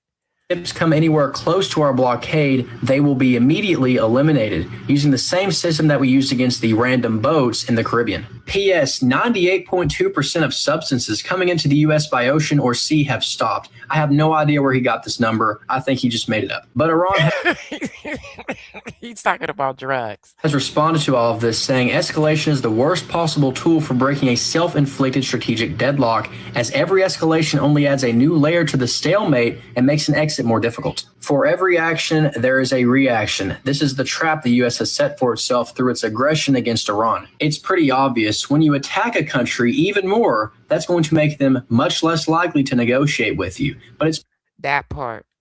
Pretty obvious at this point, peace is not the goal, and Trump is doing exactly what Netanyahu tells him to do. How is one country in the Middle East still managing to export more? And that's a fact. I got a clip in here of Netanyahu saying that we report to him every day. We report to him every freaking day. More than 1 million barrels of oil every single day, while others aren't. The shipping of oil from Gulf nations such as Iraq, Kuwait and Saudi Arabia has collapsed since the war began, after Iran effectively closed the Strait of Hormuz, making it nearly impossible for ships to pass through it. But Tehran has continued allowing its own tankers to use the waterway, and analysts estimate those oil sales, most of them to China, have been earning the Iranian regime. That's the only country that's making out right now is China, y'all. I swear. Around $139 million a day. But if President Trump gets his way, that money might soon dry up. The US has begun what it says is a blockade of ports on Iran's coast and on the Gulf, but says it will not impede ships sailing through the Strait of Hormuz to or from other countries. But it's not clear yet how that will work or if it will ease the energy crisis at all. Already over the weekend, the price of oil has jumped above $100 a barrel. If this blockade is successful and the US does cut off Iran's oil exports, then the global oil supply crunch will likely only get worse. So if we're successful, it's going to get worse. So get ready. Gas prices is going to go through the roof. Analysts say the oil price could easily go higher still if Iran retaliates by resuming strikes on Gulf oil production facilities. So either way, don't expect petrol prices to come down just yet. As that part, because if we block it, it's going to be crazy. Of 3 p.m. today, there are not one but two blockades of the Strait of Hormuz. One courtesy of Iran, which has effectively closed the Gulf for the last 6 weeks, and now one courtesy of the United States, announced by Donald Trump at the weekend, but confirmed by US Central Command, which has said in a message to all shipping that any vessel entering the blockaded area without authorization is subject to interception, diversion, and capture. It says this applies to all Iranian ports and the coastline, but not to what it called neutral vessels. It appears to be an attempt to neutralize Iran's levying of tolls on vessels to allow them through the Strait of Hormuz and to try and choke off the oil revenue on which it depends. The big question is, what impact will this have on traffic through the Strait of Hormuz? This map shows us the marine traffic in the 24 hours leading up to the deadline. If we speed it up a bit, you can see either side of the narrowest point, scores of cargo ships and y'all see that traffic going through? Tankers at anchor, but very few passing through the narrowest part of the strait itself. So y'all see that? That's where that yellow circle is. That's the straits, okay? That's what's blocked off. Excuse me. Just a handful, perhaps a dozen a day since the weekend. That confirms the trend since the war began, which has been a collapse in shipping. This shows us liquefied natural gas and oil tankers, 50 to 60 a day in January and February, falling to single figures. That's insane. Single figures. Since the war began and running through March. Let's look at some individual vessels and how they might be affected. This is the Elpis, presumably the kind of tanker the US has in mind. It's loaded with Iranian oil on March the 31st up on the coast. It's sanctioned by the US, this vessel. It's a shadow tanker, but it's been heading east, apparently unimpeded throughout its voyage. It'll be interesting to see if that continues. Now, some vessels are making their way through the strait without obvious links to Iran. This is the new Future. It has made its way from the UAE down and through the strait, apparently without. Okay, so these are the ones that did make it through. Let's go. And so now we don't know why its owners and captain have decided to take that risk. We do know the dotted line on that Ain't no way I would take no risk like that. route shows us its satellite tracking was switched off for a period. Again, we don't know why it chose to do that. Just one more to show you the kind of limbo many vessels are in. This is the Trimu 3 carrying liquefied petroleum gas. It headed up towards the Iranian coast all the way to the island of Hormuz itself and then has turned back towards Oman. That's crazy. It had to turn back around, y'all. This is wild. Again, we don't know why it's taken that course. We do know for part of its journey, its satellite tracking has again been switched off. What we do know is all this uncertainty is pushing up the oil price after a brief lull last week when it was hoped the ceasefire announced by Donald Trump would prove lasting. Well, prices are back above $100 a barrel, and they're likely to stay there. You know how much money they made with that insider trading when we announced that the ceasefire was in effect? A lot. As long as there is no guarantee of genuinely free passage of shipping through the Strait of Hormuz, and instead we have the US and Iran trading threats directly to shipping. China has said it's going to continue passing through the Strait of Hormuz despite Trump's blockade. Y'all hear that? Now, Trump threatened them yesterday. China's threatening us today. Talking about they don't give a good goddamn what Trump got to say. They're coming through. They're going to still do business with Iran. Effectively ignoring it, and even warned the United States not to intervene with their ships. Here's what China's defense minister had to say. Chinese ships continue to move in and I told y'all yesterday, I just got a feeling somehow, some way China's going to get involved. I mean, they already involved because they were helping Iran, them and Russia. out of the waters of the Strait of Hormuz. We have trade and energy agreements with Iran, which we will respect and abide by. Then he says, we expect others not to interfere in our affairs, obviously referring to the United States and Israel. Iran controls the Strait of Hormuz and has opened it to us. He also said a blockade of the Strait of Hormuz would go against the international community's interests and urged calm and restraint by all sides. Meanwhile, live from the Oval Office. What y'all think about that? Put it in the chat. What y'all think about that? I wonder how we're going to react when China try to come through. Let's go. Trump has set a new 2-week deadline for Iran to make a deal, warning the situation won't be pleasant if Iran does not agree by April 27th. Trump has pushed back his deadline like 6 times now, but China's message is a reminder that we don't rule the entire world. There are several other global superpowers that will hold us accountable. This is why it's so important to not go to war unless it's absolutely necessary, which is why this war with Iran was a major mistake, because it was entirely preventable. The Trump administration is holding talks Tuesday in Washington. You'll be at the table. Diamond Gang, tomorrow, talks tomorrow, so I'll probably will be live tomorrow. I can't take a day off. With the ambassador from Lebanon. Hezbollah is not part of these talks. In that lead up, is Israel going to pause, reduce the strikes on Lebanon? We getting ready to get into If I can, Israel. a point of correction. We're getting ready to get into Israel and what Bibi had to say. They're not going to stop. Hezbollah is a terrorist organization, which is also all this guy did was make excuses for Israel. That's it. political party. It's not a political party which also has a terrorist wing. They are a terrorist organization. They're a proxy of Iran, yes, which has an agenda of destroying the state of Israel. Yes. And they fire missiles into our towns and villages. Yes. And we have to respond. Now, we want to negotiate with Lebanon. Lebanon and Israel can live in peace tomorrow. I believe, we had this initial phone call on Friday. Mm-hmm. It was a conference call you and myself, Lebanese ambassador, the U.S. ambassador to Beirut, all moderated by the State Department official, Mike Needham. It was a great conversation. And the thing we all remember, they were included in the original agreement. And then Israel dropped, they hit 100 targets in less than 10 minutes. And then all of a sudden, Hegseth and Trump got on national TV and made excuses and lied and said Israel was never a part of it. However, they gave Pakistan the message to put out there in regards to the ceasefire. And Lebanon was part of that message, which they made them retract it. Let's go. Agreed upon that if we just put Hezbollah on the side and just Israel and Lebanon negotiate peace, 2 months, 3 months, we've got a complete peace agreement. But let me just follow up. You said Israel has to respond. That's different when it comes to responding to a strike from Hezbollah versus the kind of bombing that we saw this past week, particularly on Wednesday. The airstrikes killed more than 350 people that day, a third of them women and children and the elderly, according to the Lebanese Health Ministry. Y'all think he's scared of China? Y'all think? I'm just saying, I'm reading the chat. Let's go. The vice president said Israel had agreed to check itself with these strikes, and the president said he spoke with. Did y'all hear that? The president called Friday and told Israel, stand down, stop. And they kept going. Bibi, your prime minister, and he said he's going to low-key it. He's going to low-key it. That's what Bibi said. He said, F what you said, Trump. I'm going to do what I want to do. I'm still going to strike low-key.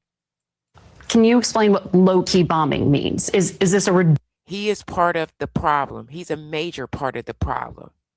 He does not want this war to end. Iran said that they were going to interfere, and Israel did just that. They interfered.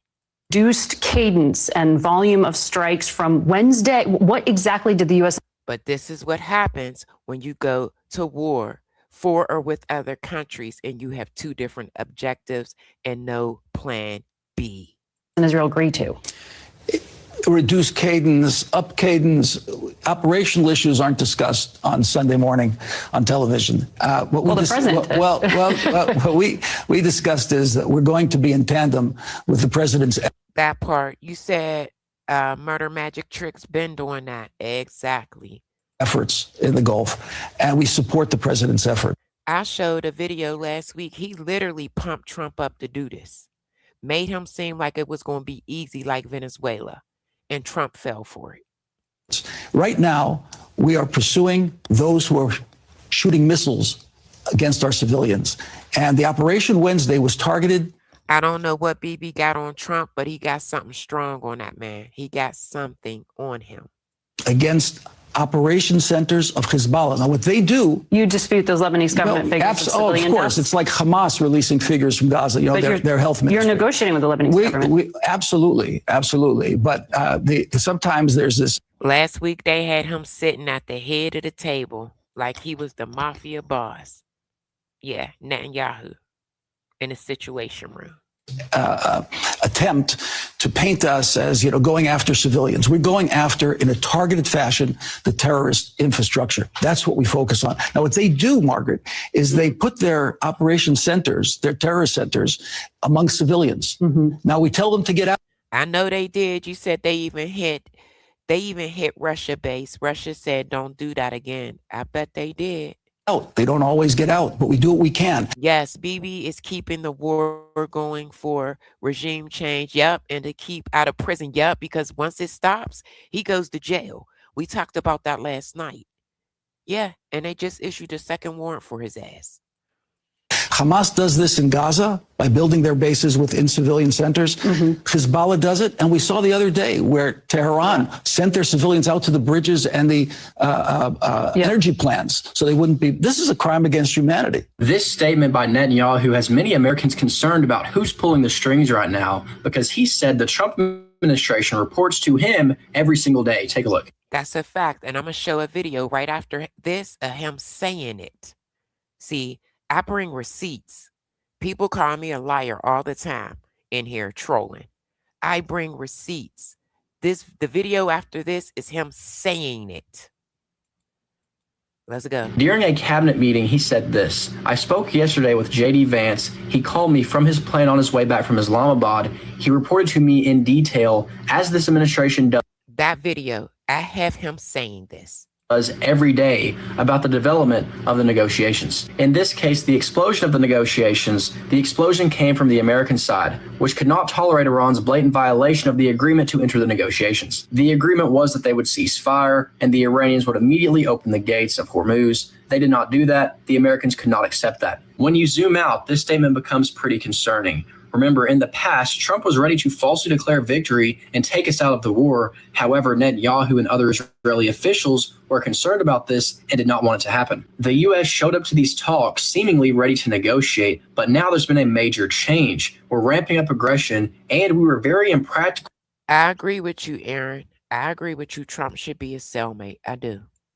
During these negotiations. Now we're learning we were talking to Netanyahu the entire time. It's day 45 of the Iran war. We're on the ground in Dubai. Let's take you through what's been happening across the region today. The war in Iran has in many ways become a battle for the Strait of Hormuz. A U.S. naval blockade has now been imposed, with the U.S. military warning that any vessel entering or leaving Iranian ports without permission will be subject to interception, diversion, and capture. In a note to seafarers seen by Reuters, U.S. Central Command said the blockade will apply to all vessels, regardless of flag, flag, but that it will not stop neutral transit passage to or from non-Iranian destinations. Donald Trump warned on Truth Social that if any of Iran's attack boats used by the Revolutionary Guard to control the Strait of Hormuz come anywhere close. When I seen that video of that boat, that little boat giving that warning, I'm pretty sure it was one of those boats. They were giving warnings, and I told you guys, I seen the video of one of our boats turning around, one of our ships. To our blockade, he said, they will be immediately eliminated. NATO allies have refused to join Donald Trump's blockade, insisting they will only intervene once the fighting ends. The big question now is, how will Iran view this move, and will they retaliate? The Iranian armed forces said US restrictions on ships in international waters amount to piracy, and said Iran would implement a permanent mechanism to control the Strait of Hormuz. It's not clear what they I can guarantee you they're going to cut off part of the Red Sea. I can guarantee it. mean by that. Iran's first vice president has set out Iran's key demands for ending the conflict, and one of the conditions is control of the Strait of Hormuz, a power they never had before the war and something that would go against international law. In Lebanon, the fighting continues. An Israeli strike killed an injured patient who was being transported to a Red Cross center in the southern city of Tyre. The strike damaged several vehicles as well as offices that were located. Not just him, there was another guy unalived by Israel too. It's two separate incidents, two people. They were targeted. Nearby. Fierce fighting has also erupted in the town of Bint Jbeil. The Israeli military says its troops have surrounded what they say is Hezbollah military infrastructure. They claim to have killed more than 100 Hezbollah fighters. The militant group did not immediately respond to the claims. Now, earlier, you guys just heard Trump say that there was no fighting going on. I provided a clip showing you that there is still fighting going on. Like, I don't lie. I bring receipts when I say stuff. And in Israel, a woman is being treated for injuries in the north of the country after a Hezbollah rocket hit a building in the coastal city of Nahariya. Meanwhile, in a highly unusual move, the Israeli Prime Minister, Benjamin Netanyahu, was pictured inside Lebanon, speaking to reservists and commanders. It can't. Yesterday, I told you guys about this, that he was with the military. He told the military yesterday, we still got a lot of work to do. You guys did good, but we still got work to do. Proving that he does not want this to end. As Israeli and Lebanese officials will meet in Washington tomorrow for rare talks on the fighting. With just over a week left of this ceasefire, there is still time for diplomacy, and it could yet be extended if both sides agree. But this next move by the US raises the stakes significantly, and if Iran retaliates, the ceasefire may not survive. We have some news right now. Vice President J.D. Vance is officially the least popular vice president at this time in his term as vice. Yeah, Vance messed up. He messed up. When he went over there, they sent him over there to Hungary. He didn't do too well. Yeah. President in American history. That's according to latest polling released today by CBS and others. That's a significant development for Vance. Well, he's being ridiculed right now across the political spectrum because every task given to Vance, whether it's propping up Orban in Hungary or Orban lost bad, and I'm going to show y'all that next. Negotiating in Islamabad with Iran has effectively failed. And the American people are not supportive of the vice president. Now, Donald Trump's approval ratings are also at the lowest point for him at this time in his presidency. But for Vance, this is actually arguably worse, because Vance wants a political future after 2028. In fact, he wants to be president in 2028. I'm not going to lie. I think Vance still has a chance. You want to know why? He wasn't very vocal about this war. And I showed y'all previous clips of him. He despised Trump. All of them did. Actually. With these approval ratings, not going to happen. So bad news for Vance tonight all around. I'll have more updates for you very soon. As always, spread the word. Subscribe to my Substack, link in bio. I don't believe J.D. Vance is all the way on board. I just don't. How to support. Follow along for more. A major political upset in Hungary involving a close ally of President Trump. Nationalist Prime Minister Viktor Orban is out after 16 years in power. And they thought sending J.D. Vance over there was going to help him. It didn't help him. Orban had been a controversial leader, often accused of undermining democracy and ties with the EU. He's also close with Vladimir Putin. Orban's replacement. That's what I'm saying. These is all Trump's buddies. This is who he wants to become.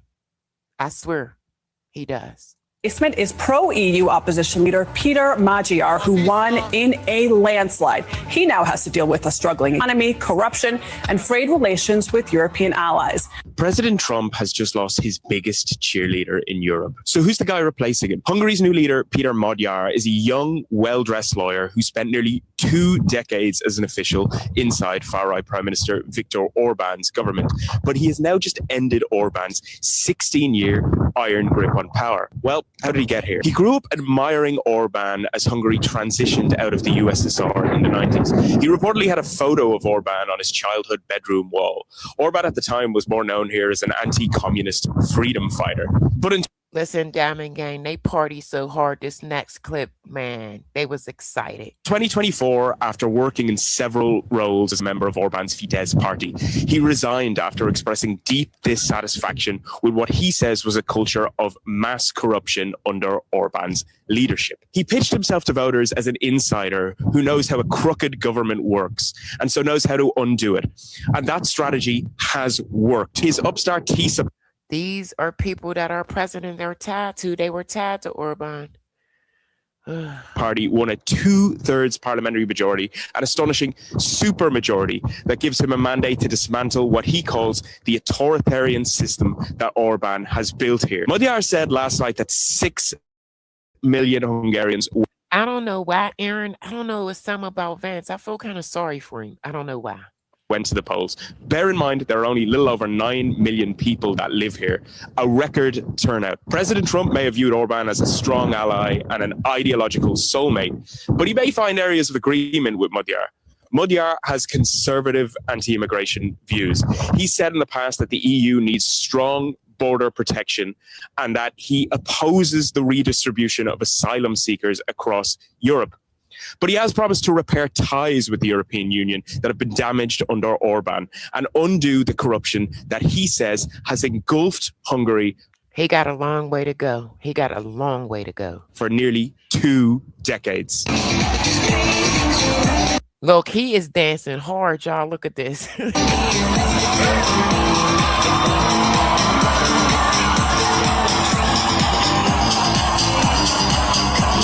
Them boys was kicking it. You hear me? I had to get this. This was crazy.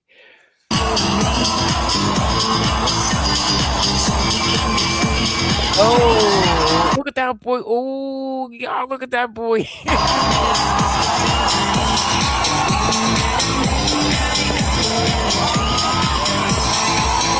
I know they do. They do murder magic tricks. They do. I'm happy for them. I don't care. Oh. That boy start pop locking. Y'all see him?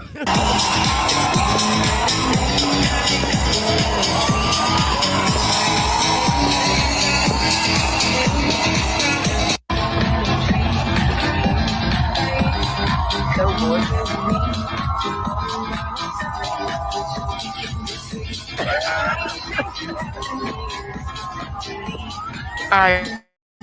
Hey, Ty.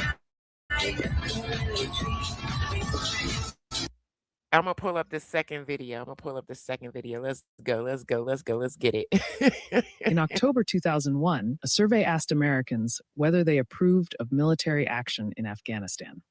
The answer. Now, I brought this clip for a reason because I'm going to show you what the approval was way back as far as war and what it is now.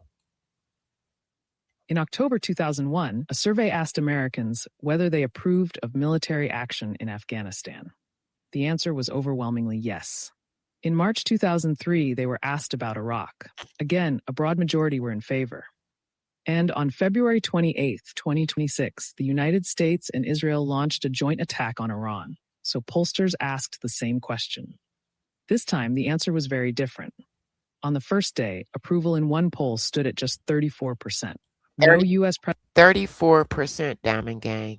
34%. President in modern polling history has launched a major military operation with the public against it until now. So what happens when a country goes to war and most of its people say we didn't ask for this? It's more people against than it is for this war. I don't care what anybody say. People in the U.S. have opposed this war from day one, and the longer it went on, the less they supported it. The first poll, just hours after the first strikes, showed that 43% of Americans disapproved. By the end of the first month, this grew to 61%. 1 month into the war, 2 out of 3 Americans wanted a quick end to it. So if the answer keeps coming back no, the question becomes why. The first reason is Americans don't understand why this war is happening. 2/3. That part. We have not achieved any of the objectives that they thrown out there. Say the Trump administration has not clearly explained the military's goals.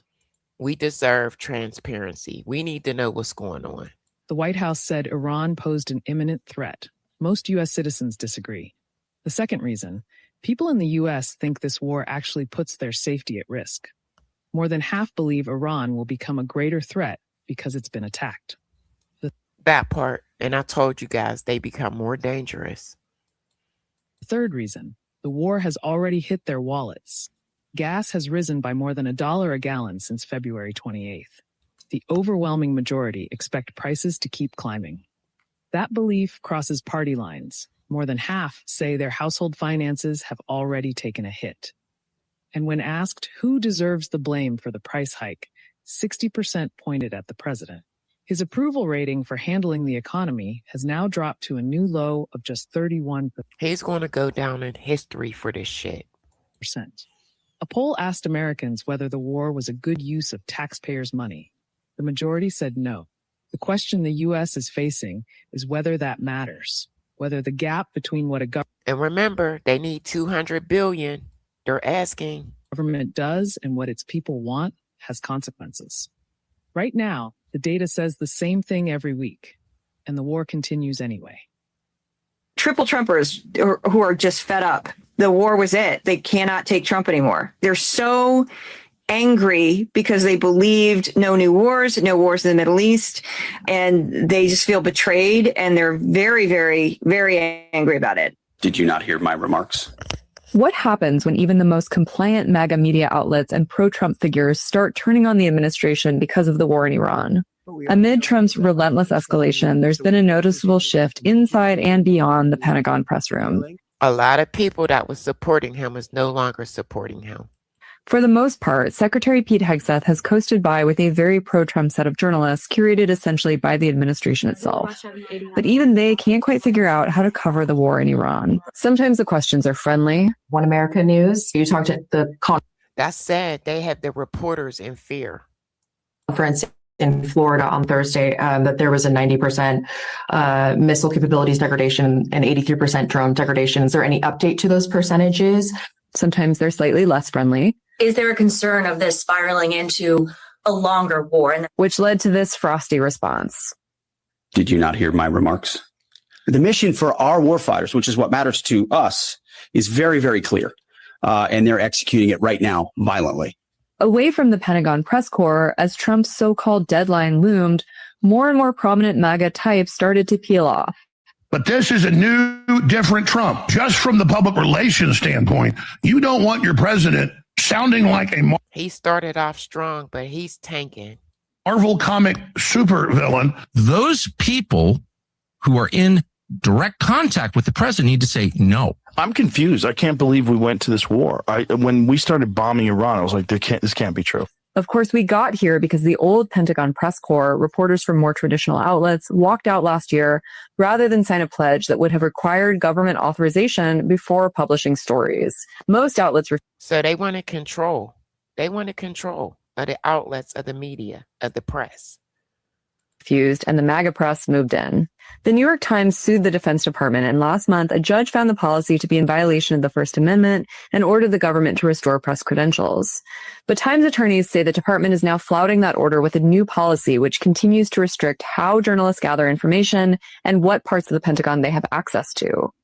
In the meantime, the Pentagon... I showed you guys a video on that, I think 2 weeks ago, how they kicked them out, the Pentagon. has been busy with yet more press management, reportedly even barring 2 photographers from future Iran briefings after they published photos of Hegseth. So no, you guys are not getting the full truth. If they're doing this, you're not getting the full truth. That his staff thought were, quote, unflattering. Apparently, even with a mostly curated press corps, the picture is not always as favorable as they would like it to be. Trump is desperate. We are playing a losing hand.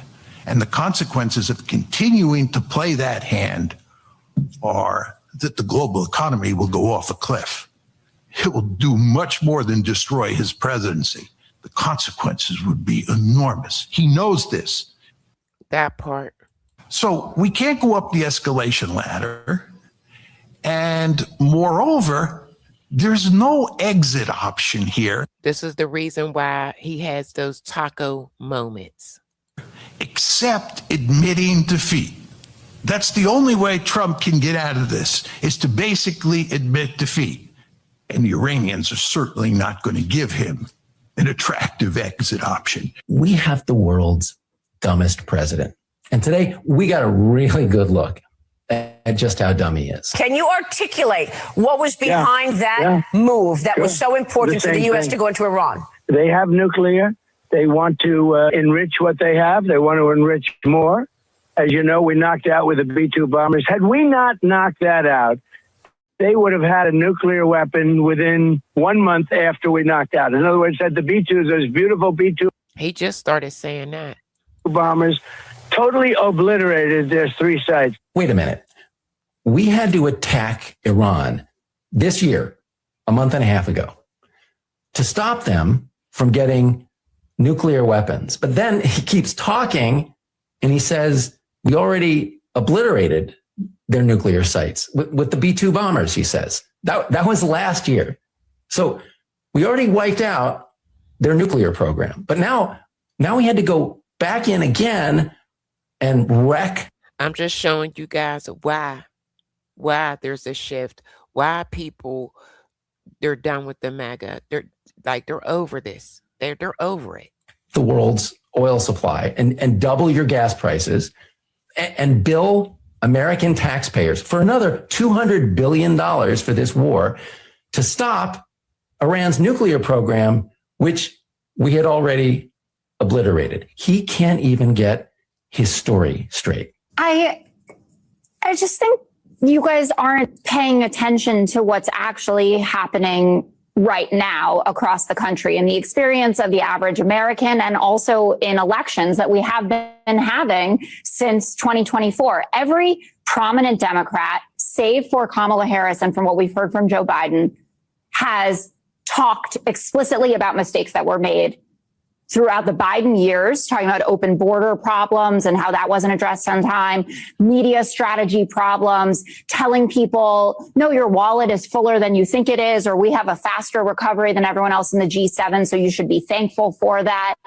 we prioritized cultural issues over economic issues, or that was people's perception of us. So I just don't see that as reality. And we could, tick through the evidence of this, that people today are worse off than they were under Joe. You know what, Johnny? I don't know.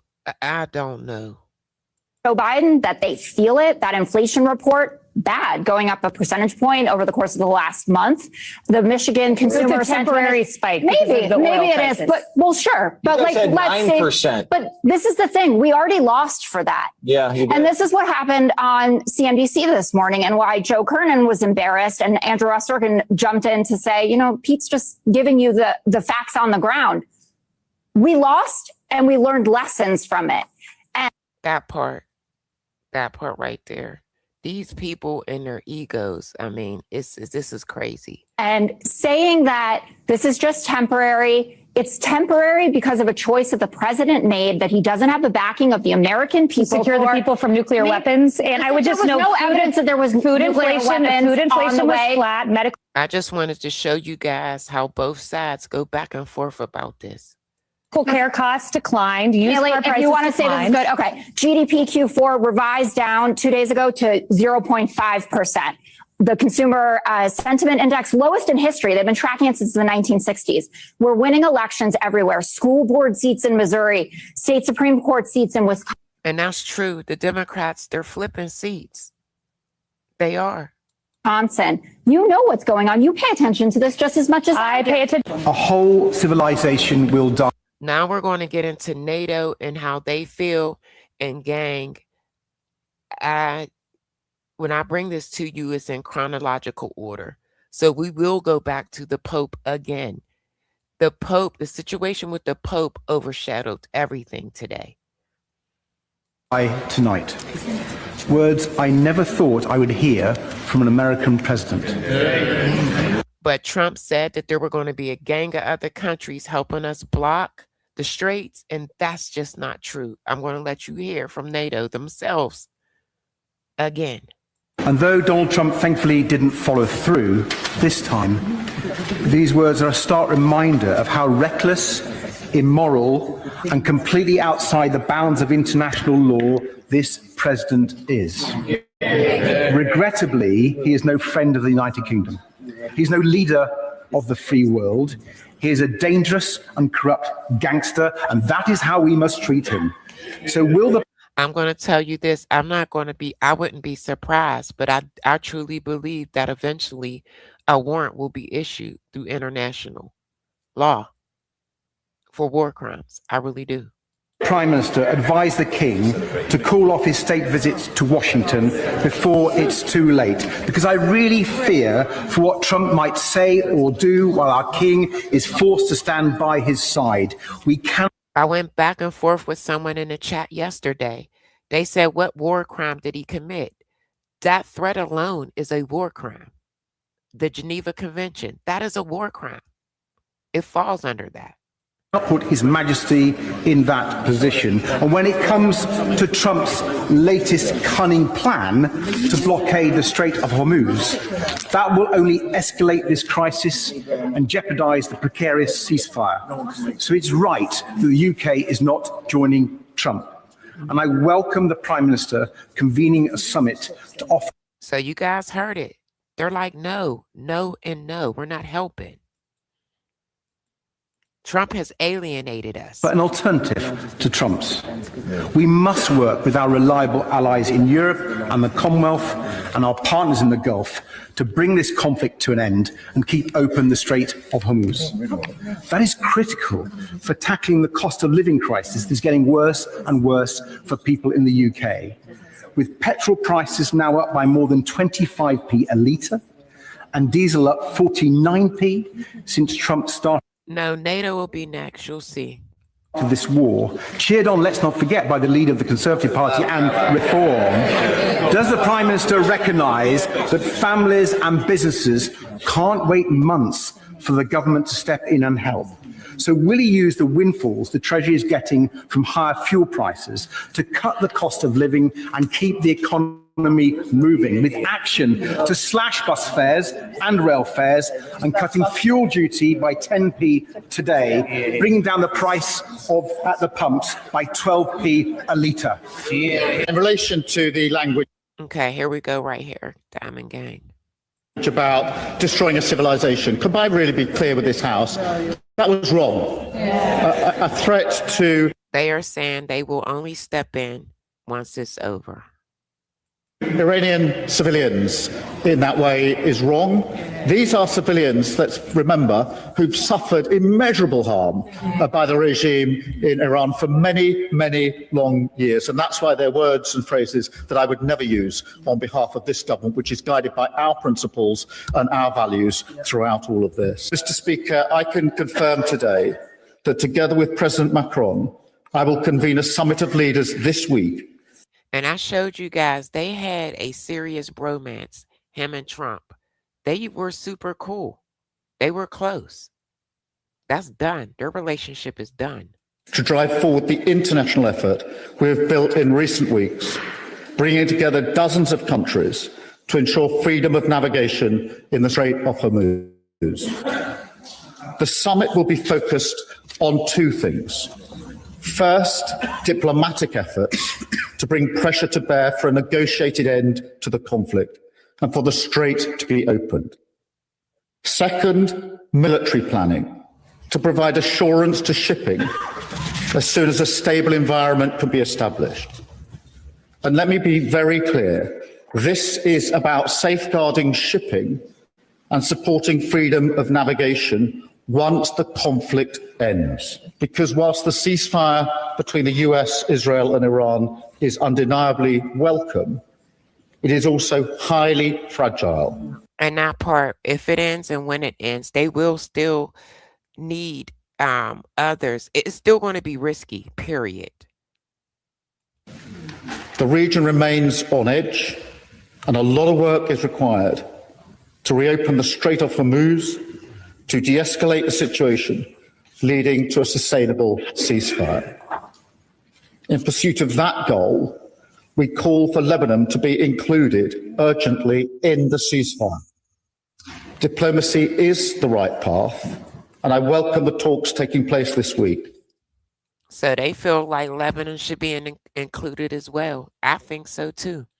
We have some news right now. The Trump administration staged a DoorDash delivery of McDonald's to the... This went bad, y'all. This went so bad. Oh my goodness. These ideas, I don't know where this administration is getting these ideas from. You don't know who Starmer is? Mandy, are you being serious or are you trolling? The Oval Office, and while they're getting called out for it for a number of ways. In case you missed it today, DoorDash partnered with the White House, and a grandma by the name of Sharon Simmons delivered 2 bags of McDonald's to President Trump in front of the Oval Office. Now, she's from Arkansas. She's not a local DMV Dasher. So this was a staged event, and DoorDash spoke about it on its website. Because if you're a DMV Dasher, you're not going to just be able to pick up McDonald's and drop it off at the Oval Office. Shoot, the security protocols alone would prevent you from doing that. But then there's something else. Sharon is a grandmother of 10. And we also learned today that she uses the income earned from door dashing to pay down her husband's cancer debts and help. Bingo. Did y'all hear that? She used money for DoorDash to pay down her husband's cancer debts. Why? Because healthcare is cut. Let's go. Pay for his treatment. And a lot of people online are now saying, we would rather have Sharon be home with her grandchildren should she want to. And instead of having her DoorDash to pay for her husband's treatment, make her husband's treatment more affordable. So the optics of having a grandmother deliver McDonald's to Donald Trump. This backfired big time. In the Oval Office are backfiring on the administration. And maybe they should have thought about that in the first place. Spread the word. Let me know what you think. Follow for more. So Donald Trump's White House DoorDash stunt today is going from bad to worse because this image, according to many online and cap. And after this, I'm going to show you the actual little skit that they did. Slates the state of the United States of America. On the right, you have the Oval Office in gold trimmings, completely gold inside. On the left, you have a grandmother delivering food to a president who's putting excess gold inside the Oval Office, McDonald's. The grandma, meanwhile, is delivering food because she needs the money to pay for her husband's cancer treatment. She's delivering that food to a president who is spending thousands, probably hundreds of thousands of dollars on real gold to retrofit the Oval Office. And so this image is now being circulated across the internet to represent what America is today, where they talked about him so bad, y'all. The top get gold trimmings and McDonald's delivered to their doorsteps, while everyone else has to work until they're in their until they're grandmas and grandpas, just to be able to afford to have cancer treatment if they need it. Spread the word, follow for more. McDonald's.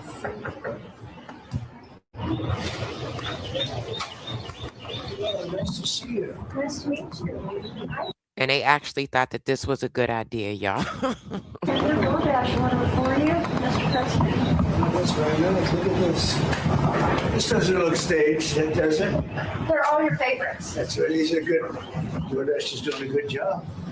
So the reason for this is the fact that I heard you picked up an extra $11,000 that you didn't get because the tax bill was so big, the refund was the biggest you've ever had. Is that a correct statement? It definitely was. Well, yeah, I saved over $11,000 by not having to claim. Great big beautiful bill. And that doesn't include overtime in your case. This is only just based on what we did in terms of every other aspect of the tax bill, right? Yes, sir. And it's still not enough because if it was, she wouldn't be working. So it was $11,000 saving. Yes, sir. Isn't that incredible? And that's what it is. The tax cut. It's really, we call it the great big beautiful, but we should call it the great big beautiful tax cut bill because it's tremendous amounts of money. And that's overtime. That's also on Social Security, as you know. Yes. And it's pretty amazing. Yes, it is. You're really nice. And I think you voted for me, do you think? Maybe. Yeah. Oh, she said maybe. I heard you're a great supporter. We appreciate it. Thank you. Are the White House good tippers? Do you know? Right? Potentially. Yes, very. That's crazy. Oh my goodness. But Brett, here's the very interesting thing about all this is that the only thing the Iranians have been able to do, they haven't, of course, beaten us militarily. They've had their So let's listen to Vance's view of everything. military been decimated. They haven't been able to prosecute the case when it comes to weapons of war. What they have done is engage in this act of economic terrorism against the entire world. They basically threatened any ship that's moving through the Straits of Hormuz. Well, as the President of the United States showed, two can play at that game. And if the Iranians are going to try to engage in economic terrorism, we're going to abide by a simple principle that no Iranian ships are getting out either. This is going to escalate. Know that's a big deal to them. We know that applies additional economic leverage. And again, Brett, the president wants the Iranian people to thrive and succeed. He has had his negotiation team put on the table a serious proposal. The ball is in Iran's court. Did we make progress? Yes. But we're going to find out from the Iranians whether we can make that ultimate bit of progress that gets us to a big deal. You know, the president said, Brett, that yes, gas prices are higher. Yes, energy prices. This is where they're going to admit that everything's going to go up.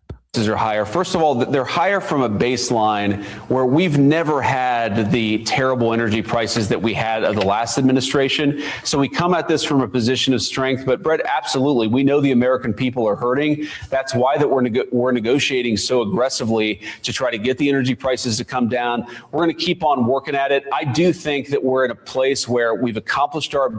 Do you guys believe that they are negotiating aggressively? I don't. Objectives. We can start to wind this thing down.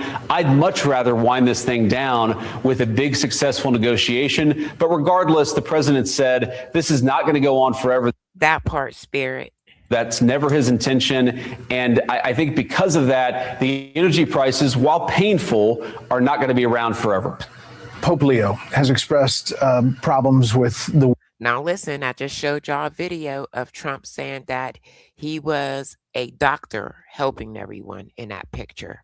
War in Iran, says that we should be peacemakers, been very vocal. The president took to Truth Social saying Leo should be thankful because, as everyone knows, he was a shocking surprise. He wasn't on any list to be pope, was only put there because the church, because he was an American, they thought he would be good, best way to deal with President Donald J. Trump. If I wasn't in the White House, Leo wouldn't be in the Vatican. Just wondering, as a Catholic, how you consider this Truth Social. You said lies of a liar.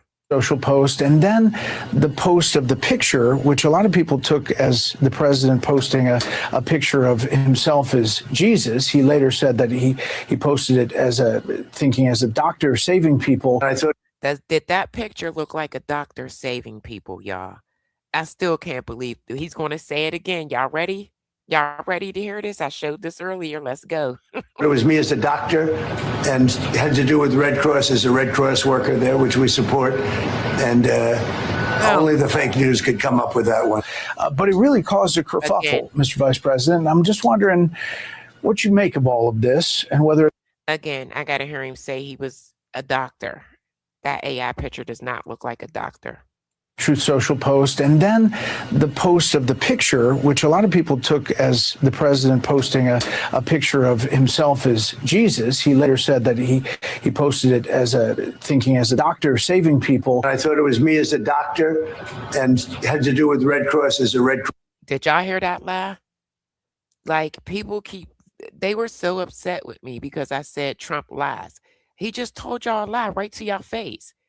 He said that he was posing as a doctor. That is a lie.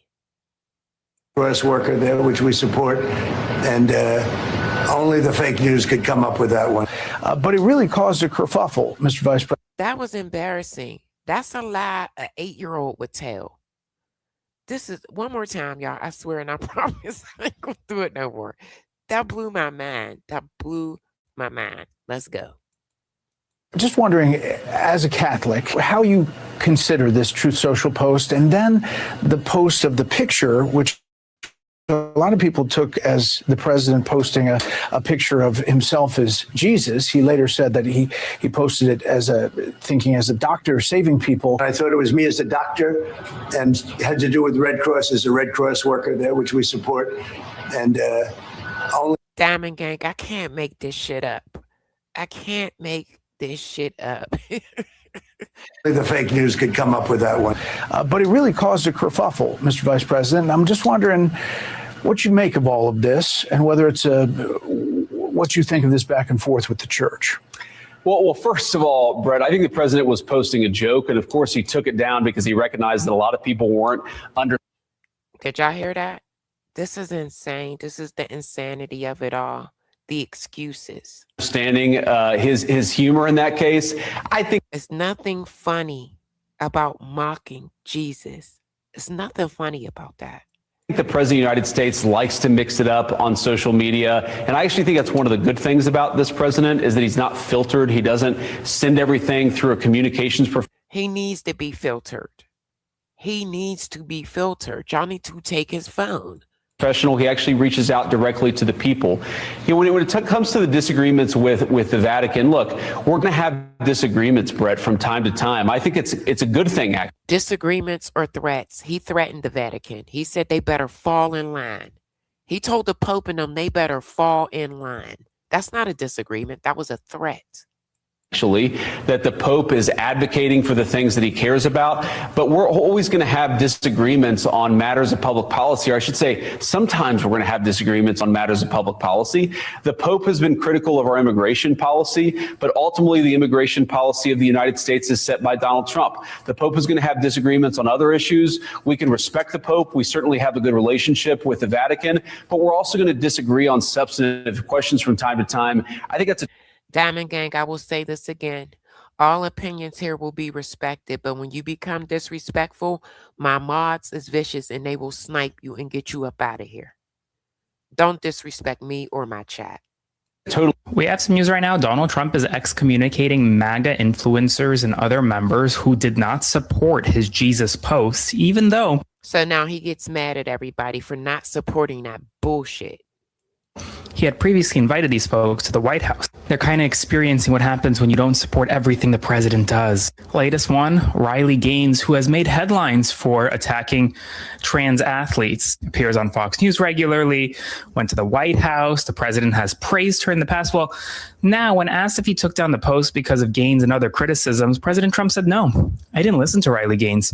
I'm not a big fan of Riley, actually. Just a few months ago, he was standing alongside Riley at the White House. He was a big fan of Riley then when she supported everything the president was doing. But now that she doesn't support everything the president is doing, including portraying himself as Jesus, he says he was a doctor, but everyone could see it was Jesus.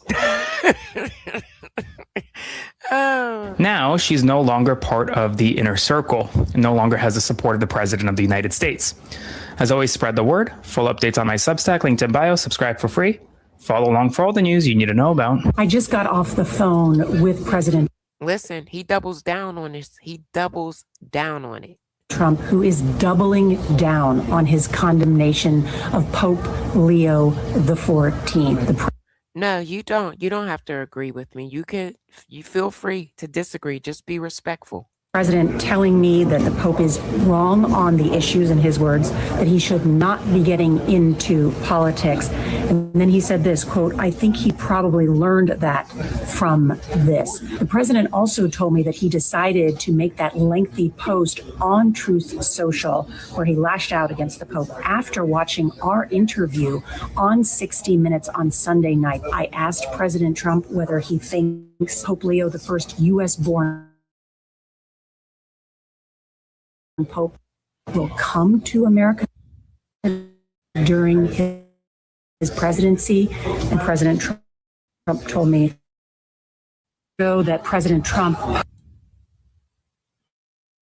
Here we go. Hold on, gang. Just like image. Well, the president told me when we spoke this afternoon that he was surprised by the outrage that it caused. He was so surprised by the outrage that he came on national TV and lied about it. That's what he did. He was being depicted as a doctor by a, quote, very beautiful, talented artist. Now, that image appears to be AI generated. Even members of the conservative. So he called AI a beautiful, talented artist. Did y'all hear that?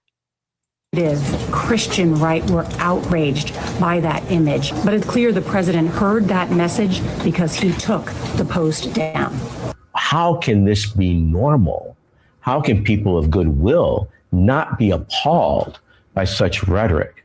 The first ever U.S.-born pope is now openly challenging the war being waged by the other most influential American on earth, President Trump. Pope Leo XIV tweeted, quote, "Those who pray are aware of their own limitations. They do not kill or threaten with death.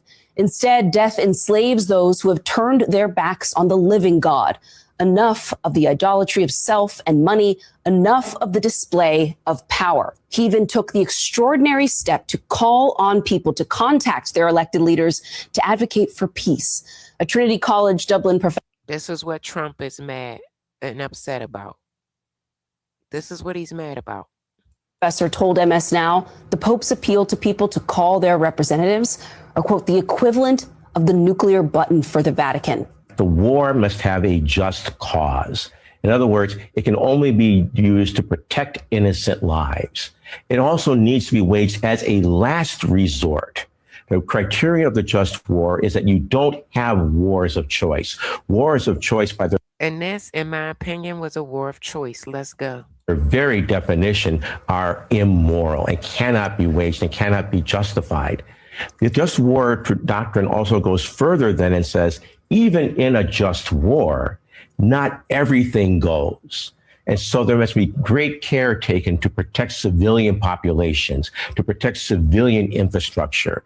And so by that just war doctrine, again, going back thousands of years on now, any kind of threat to annihilate an entire civilization so that it can never return again, there's no way that can be squared with any understanding of the just war doctrine. When the Pope And that threat right there constitute a war crime. That threat alone. speaks, he speaks to the conscience of people. He's not appealing to people's political ideologies. He wants to raise something that's more fundamental, and that is what's going on in the American consciousness, what's going on in American society, what has happened to our politics that such a rhetoric, that such a threat can be seen as normal. These are the things that the Pope wants to raise. So he's not interjecting himself directly into a political debate. The Pope wants to do something that's far more fundamental, and that is to say, what has happened to our politics that such rhetoric can be normalized, that can be excused, or that political leaders aren't moved to a concern about this kind of rhetoric. I think that's the kind of thing that Pope Leo wants to put before us. He's not trying to interject himself into a political debate. He wants the political debate to be about how can this be normal? How can people of goodwill not be appalled? That part and what they're trying to force on everyone and normalize is his damn rhetoric. No. By such rhetoric. I mean, when the Iranian president is racing to support an American pope, the first American pope, against an onslaught from the American president, who is the head of a party which historically has more Christian voters than any other in America, what is happening? Well, the question becomes why, right?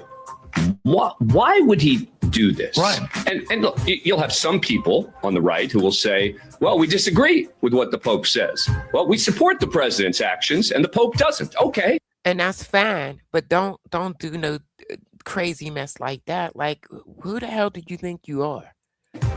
But that doesn't mean you got to go after the Pope, right? You can disagree with the things that he's saying and not call him, weak. Why do you think that? You said, but you are safer than ever before. That's a lie. We're more at risk with what he's doing. And then make. Do you understand that there are terrorists within the U.S.? You do know that, right? Okay. it all about himself, this idea that, oh, the Pope only got his job because of me. He's talking about the stock market in this response to the Pope. You have to ask yourself, what is the goal? It's sort of similar to what we were talking about. Yeah, we are. We are in deep trouble because guess what? We have no exit plan, strategy, and this war is about to escalate. And because he can't stand up to Israel, we're stuck. We're trapped. With regard to Iran, what is the goal?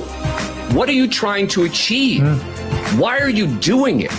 You can disagree, you can be mad at him, you can be upset. There's a way to deal with it. And putting aside all of the religious side that John has talked about, even from a human and political perspective, you have to ask yourself, why is he doing it? If you could just unfold that page. Now let's get into the reactions of how people felt about it when they seen it. Let's go. That's something that President Trump posted on Truth Social. Can I just get your reaction to that image? I feel the same way you feel, Yellow. Like I have to stop following this because sometimes it gets to my mentals. Wow. I hope he's not equating himself to Christ himself. I wouldn't necessarily approve of this. Could you be any more insulting to your entire Christian base to identify yourself as Jesus Christ? I mean, it's pretty crazy, right? Oh God. Oh my God, what? Cannot find words. It's part of the clown show. I love to see everyone coming together, everyone looking for the best, for the healing, but the fact that I think he is dressed. This is crazy. Y'all see these people's reactions? This is inappropriately in this situation. No one puts their place in the person of Christ, no matter how much they enjoy freedom and try to protect people and things like that. We don't put ourselves into the person of Christ. We try to act like Christ. That's certainly, and no one can criticize anyone for that. But putting yourself in the person of Christ, I think that's a little bit of a problem. So liken himself to the Son of God. That part. And it's going to eat money and we're going to lose allies and people aren't buying our debts anymore. And when they start selling our debts, our economy will crash. Good work, MAGA. You voted for this. Yeah, this is, I don't know. This is bad. While he's waging wars and killing people. Yeah, it's not great. Pope Leo directly said that he wasn't in favor of the war in Iran. President Trump responded and said that he didn't think Pope Leo was doing a great job. Do you have any thoughts there? I don't think it's the president's place to tell the Pope whether he's doing a good job or not. He's welcome to have an opinion. As a non-Catholic, I don't know if he can really make that comment about whether he's doing a good job. If the Holy Spirit is guiding Pope Leo to make comments on this, then then God bless him. He's doing his job. I mean, what's the argument that war is good and they blowing up schools full of children are that part. I showed y'all a video yesterday. They literally had the backpacks of every child with their picture, with their bloodstained backpacks on a flight for those negotiation meetings. They brought those children's belongings on a flight. I mean, Pope Leo has a pretty easy position. War is always wrong. And this is not a justified war by any real measure. So, in defending that poster, the president said that he was actually trying to depict himself as a medical person healing people. Oh, Jesus. Yeah, Lynn, I showed a video yesterday. He got a plane big enough to put those children's backpacks and he put their pictures on each seat on that plane in their belongings. And they rode to those negotiations on that flight with him. And he called them his companions. It was sad. Like, seriously. You don't think so? No. In his mind, if that's what he's doing, actually he's making people sick, but that's what we voted for. Only if it's Dr. Seuss. And guess what else they said? Those backpacks, their belongings that they use to identify will be evidence to eventually get Trump in trouble with international war crimes. I mean, it's like, how could that even come close to being a doctor? It's like, it just doesn't even make sense. Here's what you need to know about President Trump's new blockade of the Strait of Hormuz. There are two goals. The president hopes to increase the number of ships coming out of the strait, and that'll hopefully bring down global energy prices, and it'll stop ships from going. Listen, One Love, I don't like war, period. I don't like the fact of innocent people dying. I don't like the fact children are dying. I don't. Going into Iran, which would help Iran's economy. The problem is, experts say neither thing is likely to happen. The problem with getting ships to come out of the strait is that they're afraid these would be ships coming from friendly countries like Kuwait or the United Arab Emirates, but they're afraid of mines are being fired on by Iranian ships.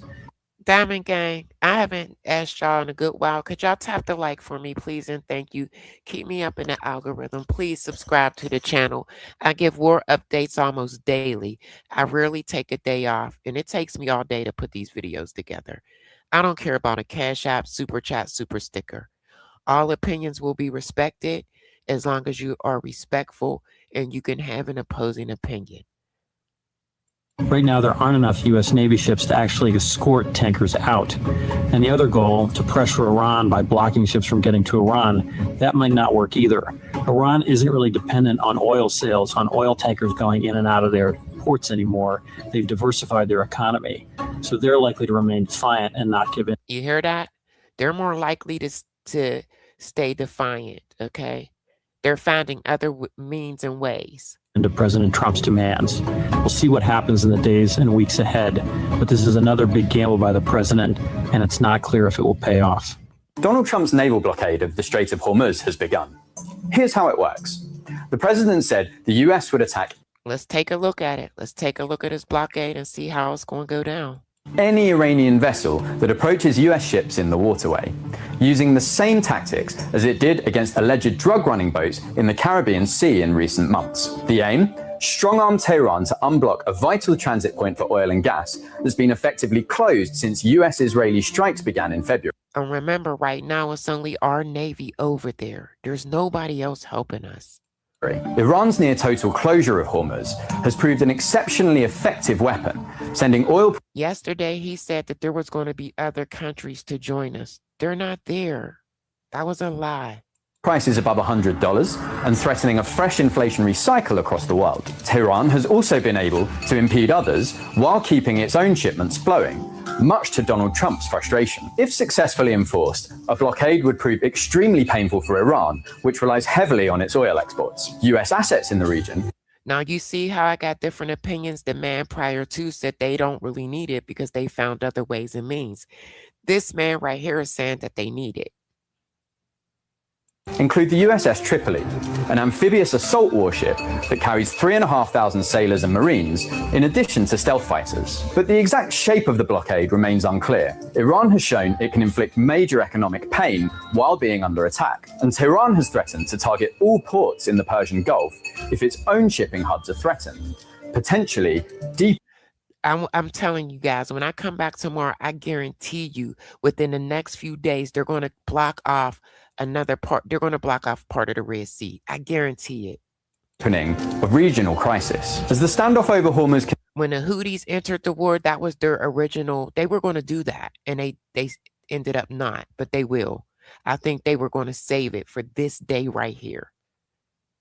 Continues. It's Asian nations who look set to bear the brunt, as the region is uniquely dependent on the waterway. The United States is trying to get the Strait of Hormuz unblocked by blocking it. If you can't immediately follow the logic there, don't worry, you're in good company. The case in favor... So let's listen to what he has to say. He said he's going to make it make sense to us. ...of a U.S. blockade is that it would end a truly bizarre anomaly of the war with Iran today. That is that the U.S. has allowed Iran to go on shipping its oil and other goods through the Strait of Hormuz, even as Tehran has prevented other Gulf states from doing the same. On top of that, Iran has been able to charge much higher prices for its oil than it could before the war. Why?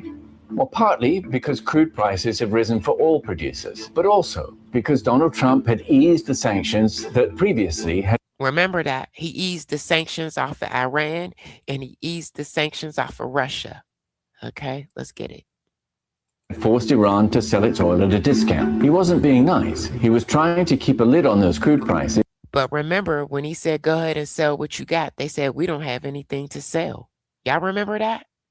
He did. Is by getting more product onto the market. So by stopping Iranian trade through Hormuz too, the US blockade should end that anomaly. And given Iran's heavy dependence on its oil and gas export revenues, the hope is that bringing those to zero will force it to accept more US demands. Another goal of the blockade could be to get China, which buys most of Iran's oil, to muscle Tehran into acceptance. I'm skeptical. I don't think China's going to muscle them. I think China's going to help them.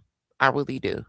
One reason is that blockades typically take time to impact behavior if they do at all, and Trump doesn't have much time. From everything we know about the Islamic Republic's leaders, it's pretty clear that they have a much higher threshold for enduring pain and inflicting it on their citizens.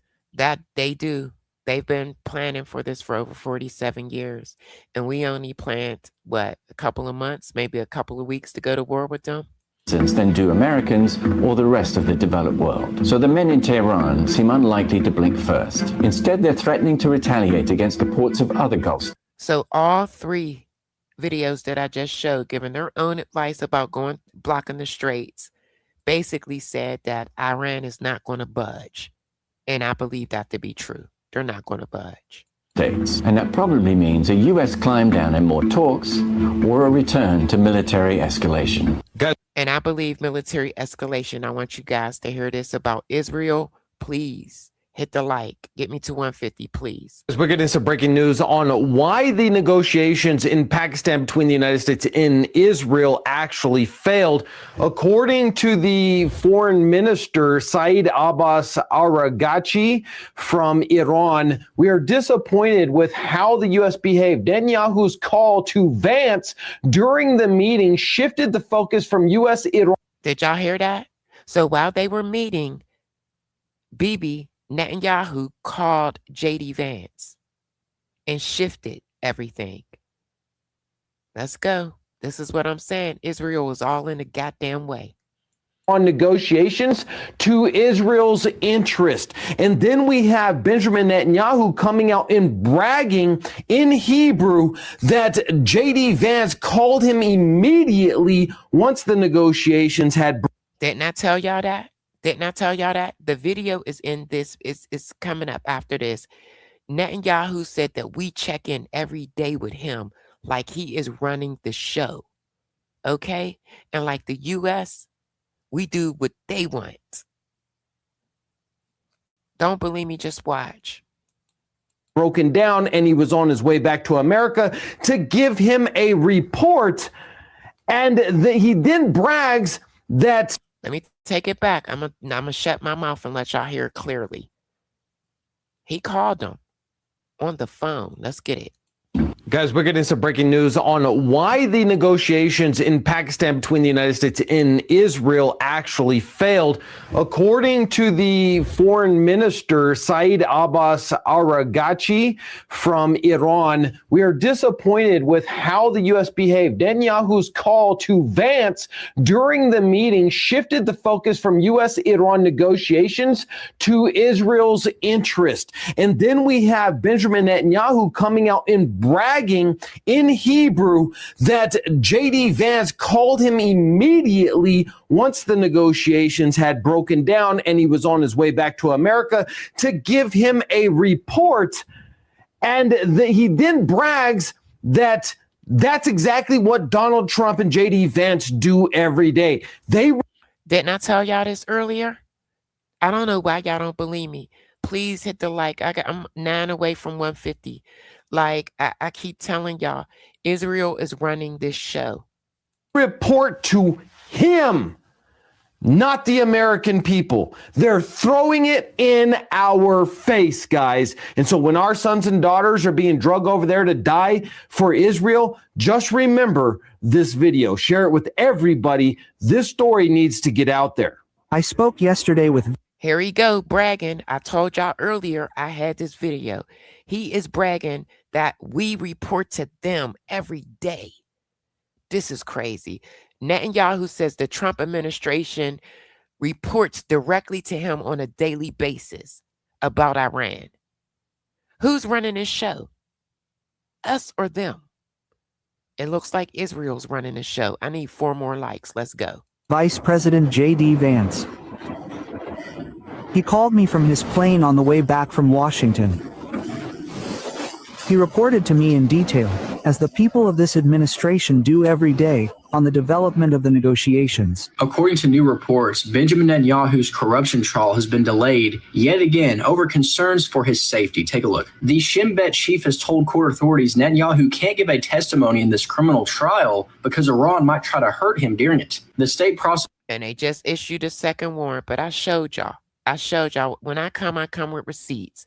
He was bragging about the U.S. bowing down and reporting to him every day. Prosecutor's office on Sunday accepted this request and said his request to postpone next week's testimony as well will be examined separately. A watchdog group noted the former Shin Bet chief actually refused a request by Netanyahu to provide an opinion to the court to advocate for the cancellation of his testimony in the past based on security considerations. The group wrote now with the new Shin Bet chief, who Netanyahu of course appointed himself, the opinion that Netanyahu failed to get from the previous one is suddenly being received. If this war stops, he has to go and face those charges for those war crimes. Believe me. They continued by saying there is no difference between the security situation now compared to 2 weeks, a month, or a year ago. Netanyahu testifies in a protected hall. What has changed? A Shin Bet chief is now ready to cooperate with the effort to disrupt the trial. Netanyahu is the first sitting prime minister to be charged with a crime, but denies the charges of fraud, bribery, and breach of trust. I don't understand why Trump don't think this could be him next. They came for him. They issued a second warrant. I showed y'all that full video of them issuing that second warrant for him. If you don't believe me, replay my live from last night. Brought in 2019 after years of investigations. The trial began in 2020. This trial has been getting delayed for 6 years now. Additionally, Trump is pressuring Israel's president to pardon Netanyahu and has even called him full of crap and a weak and pathetic guy. Y'all hear that? Trump is begging for his pardon. Trump is literally begging for this man's pardon. This is disgusting. Because he's not yet pardoned him. This is him bragging. Again, yesterday I spoke with Vice President J.D. Vance. He called me from his plane on the way back from Islamabad. He reported to me in detail as members of the administration does every day. This is what he said. On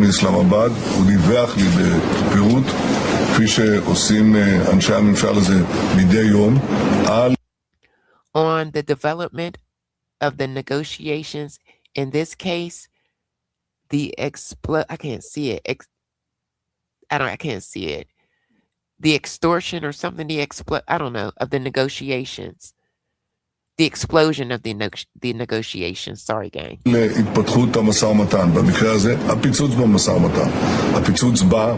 explosions came from American side, which could not tolerate.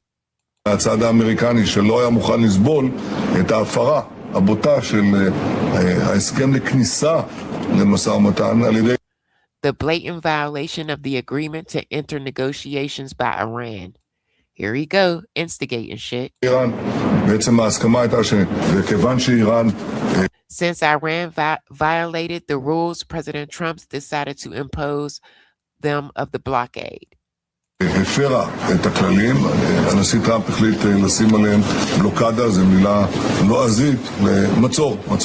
That's foreign's word for naval blockade. We, of course, support this agreement, this aggressive position. Of course they do, because they don't want this war to end. They're going to. And we are coordinated with the U.S. at all times. Are you surprised these talks didn't end in a deal? I'm not really surprised because it's Now, Diamond Gang, we're going to end this with the true heroes, Pakistan, who put this together. And they still believe that there's a chance. Let's go. Process is very complicated. It's almost a miracle that Pakistan brought them together, diffuse the situation. So I think and I hope the process will continue because the process is complicated. It's almost half a century of legacy of animosity and Thank you so much. What's your name? Hold on, let me go back up. Meow. Thank you. I appreciate you so much. Okay, let's go. Subscribe to my channel, y'all. Come on. distrust between Iran and the United States. So it was not going to be solved in a jiffy that you snap a finger there. That part. It's going to take months for this to be resolved. Put them together in the same room.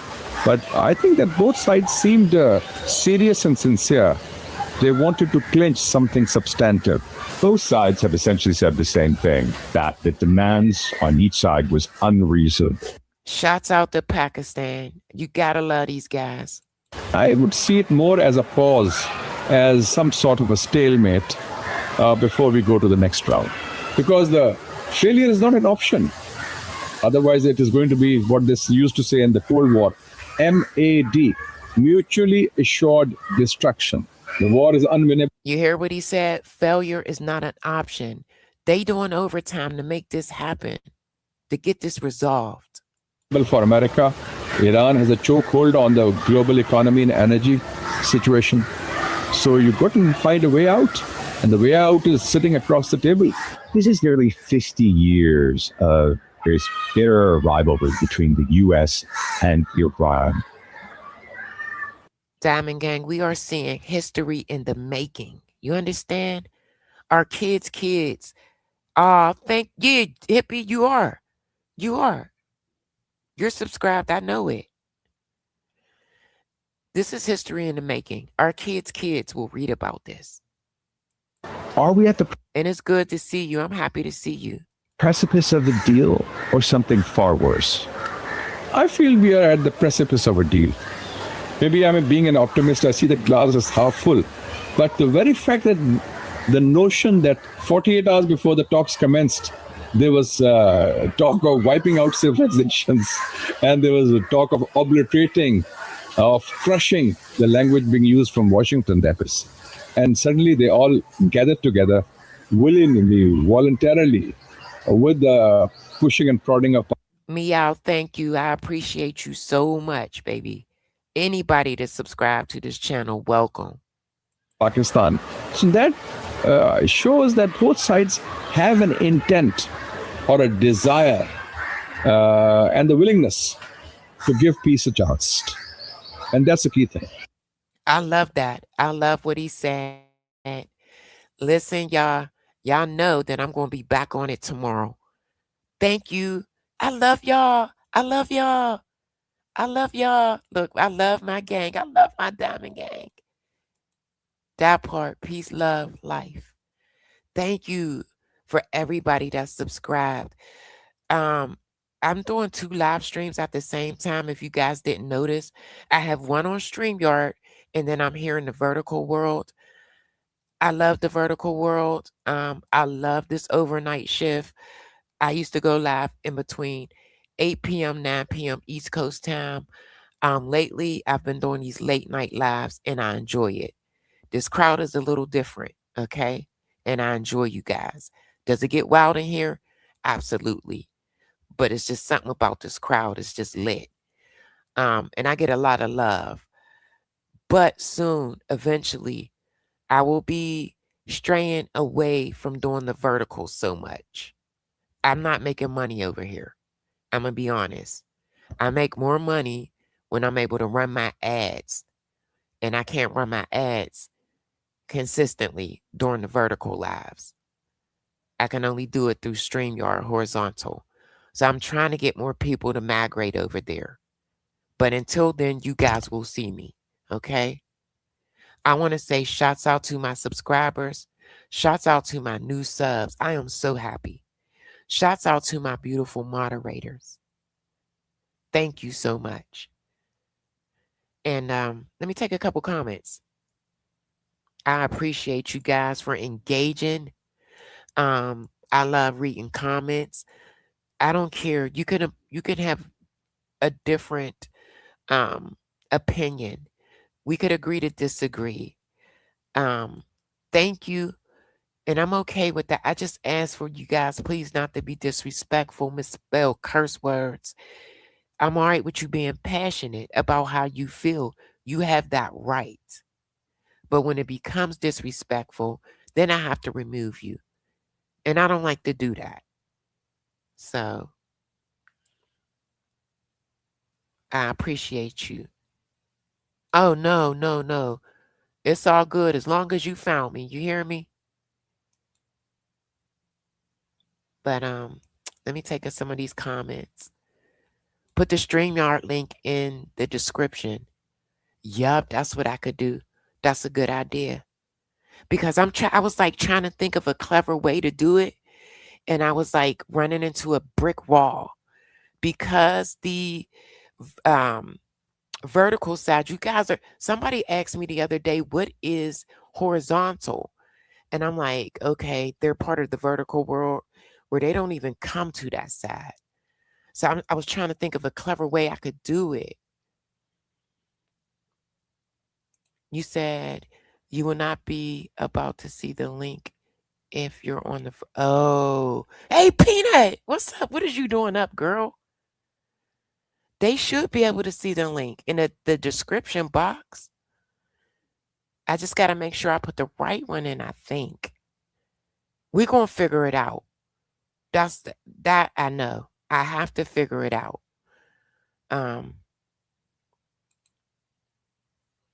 That's what I said. You know what I was going to do? You said maybe you can have some of us join your stream, yup, and voice our opinions to you as well. I dropped the link. You want to come up and talk? And I'm going to be honest with you. Since I've been going live so late and I've extended my live streams, I haven't dropped the link just yet over this way for this late night live. Now, the ones that I do in between 8 and 9 o'clock, I drop the link. Yeah, take your butt back to bed. Okay, tell them it's how you see. Thank you guys. Thank you. Because I was racking my brain. I'm like, how can I do this? You know, I still want to continue to have the vertical lives, but just not as much as I'm doing now. Because I think once I get more people to join the horizontals, it'll be more personable. And I'll be able to pin more comments. The chat be flying. You said, and this is a really good time for me. Oh, good. You're between, yup. Cool, Edward. Cool. Thank you. Yes. Plus, I want to start doing my real soon once I get enough members. Those member only lives, those are the lives where we could kick back and just do whatever. You said to hate and judge people that are different. We are not God. We have no right to judge them. We can help people turn and grow. I agree, Jesse. You said you coming with the smoke? Come with the smoke, baby. Come with the smoke. Yeah, I thought about that too. But I'm going to be honest, Possum. I was so scared because I can remember when I was a subscriber and I would get so mad when people would control that because I would be speaking directly and interacting with someone in the chat and I would have to wait to post my response. So I was kind of scared. Come with the smoke, baby. I love it. I love it. Yeah, that's what I'm scared. We don't want people to get annoyed with it. But we'll figure it out. Horizontal is just regular. It's just like a regular live stream. It's not vertical. It's hard to explain, but if you go to my channel, you'll see that there's 2 live streams that I'm streaming right now. And there's 2 separate ways to get in. So what I'm going to start doing, I don't want to come out of here right this second, but what I'm going to, this is what I'm saying. If you subscribe and you go through my content, every time you go through my content, you're going to see 2 lives and you'll know the difference because how the vertical lives look. The horizontal look totally different. And it'll be like a video to you versus a live stream. The people that's in the vertical world, it'll look like a video to you. And you get a better view. Yeah, it's way better. It's a way better view. You waiting on me for what? To drop the link? Oh, we waiting on y'all. Or yeah, we're waiting, yeah. Yes, it'll still be live, but it looks more like a video.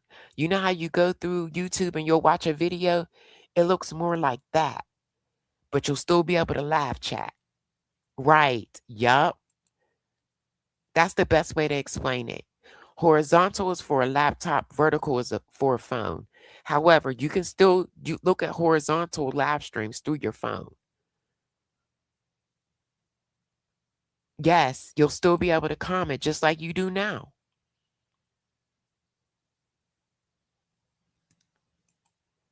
Your pin post in your description. Okay. Yeah, right now it is. I did that at the beginning of the live. I do that at the beginning of every live stream.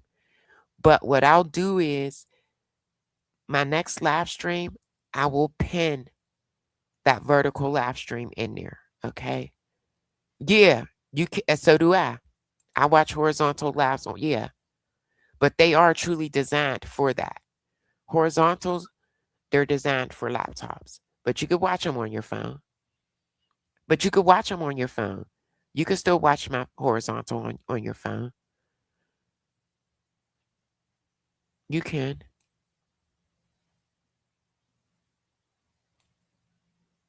Wait, Gypsy, you said, but my father always told me I need to get better at discernment. So, yup.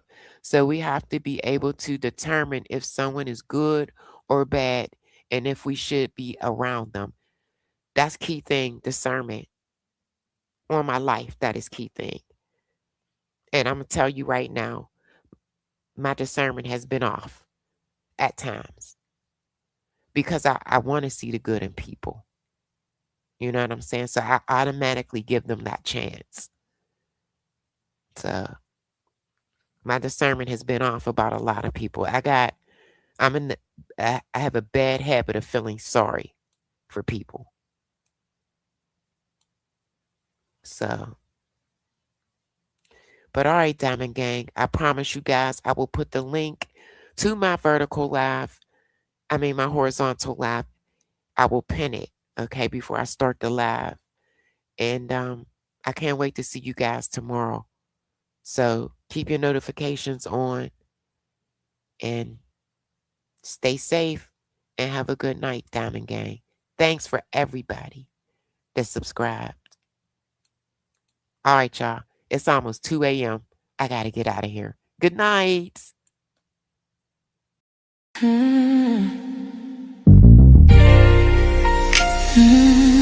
It's your under the crease. Sip with me. I'll pour it hot, so hot. I'll pour it sweet, so sweet. Spilling his tea, spilling and sipping his tea, spilling and sipping his tea. Thanks for watching me, tuning in, subscribing, hitting that like, smash that like. I don't bite, no. It's your under the creek, feeling great, spilling tea. Have a seat and join me. Sip some tea, unwind with me. Let's grab a snack and talk some smack. I'm your girl, I got your back. I got the news, I got the views. I bet you can't wait, I know you can't wait to sip this tea. Sip this tea. Spilling this tea. Spilling and sipping this tea. Spilling and sipping this tea. Spilling this tea. Spilling and sipping this tea. Spilling and sipping this tea. Spilling and sipping this tea. Spilling and sipping this tea.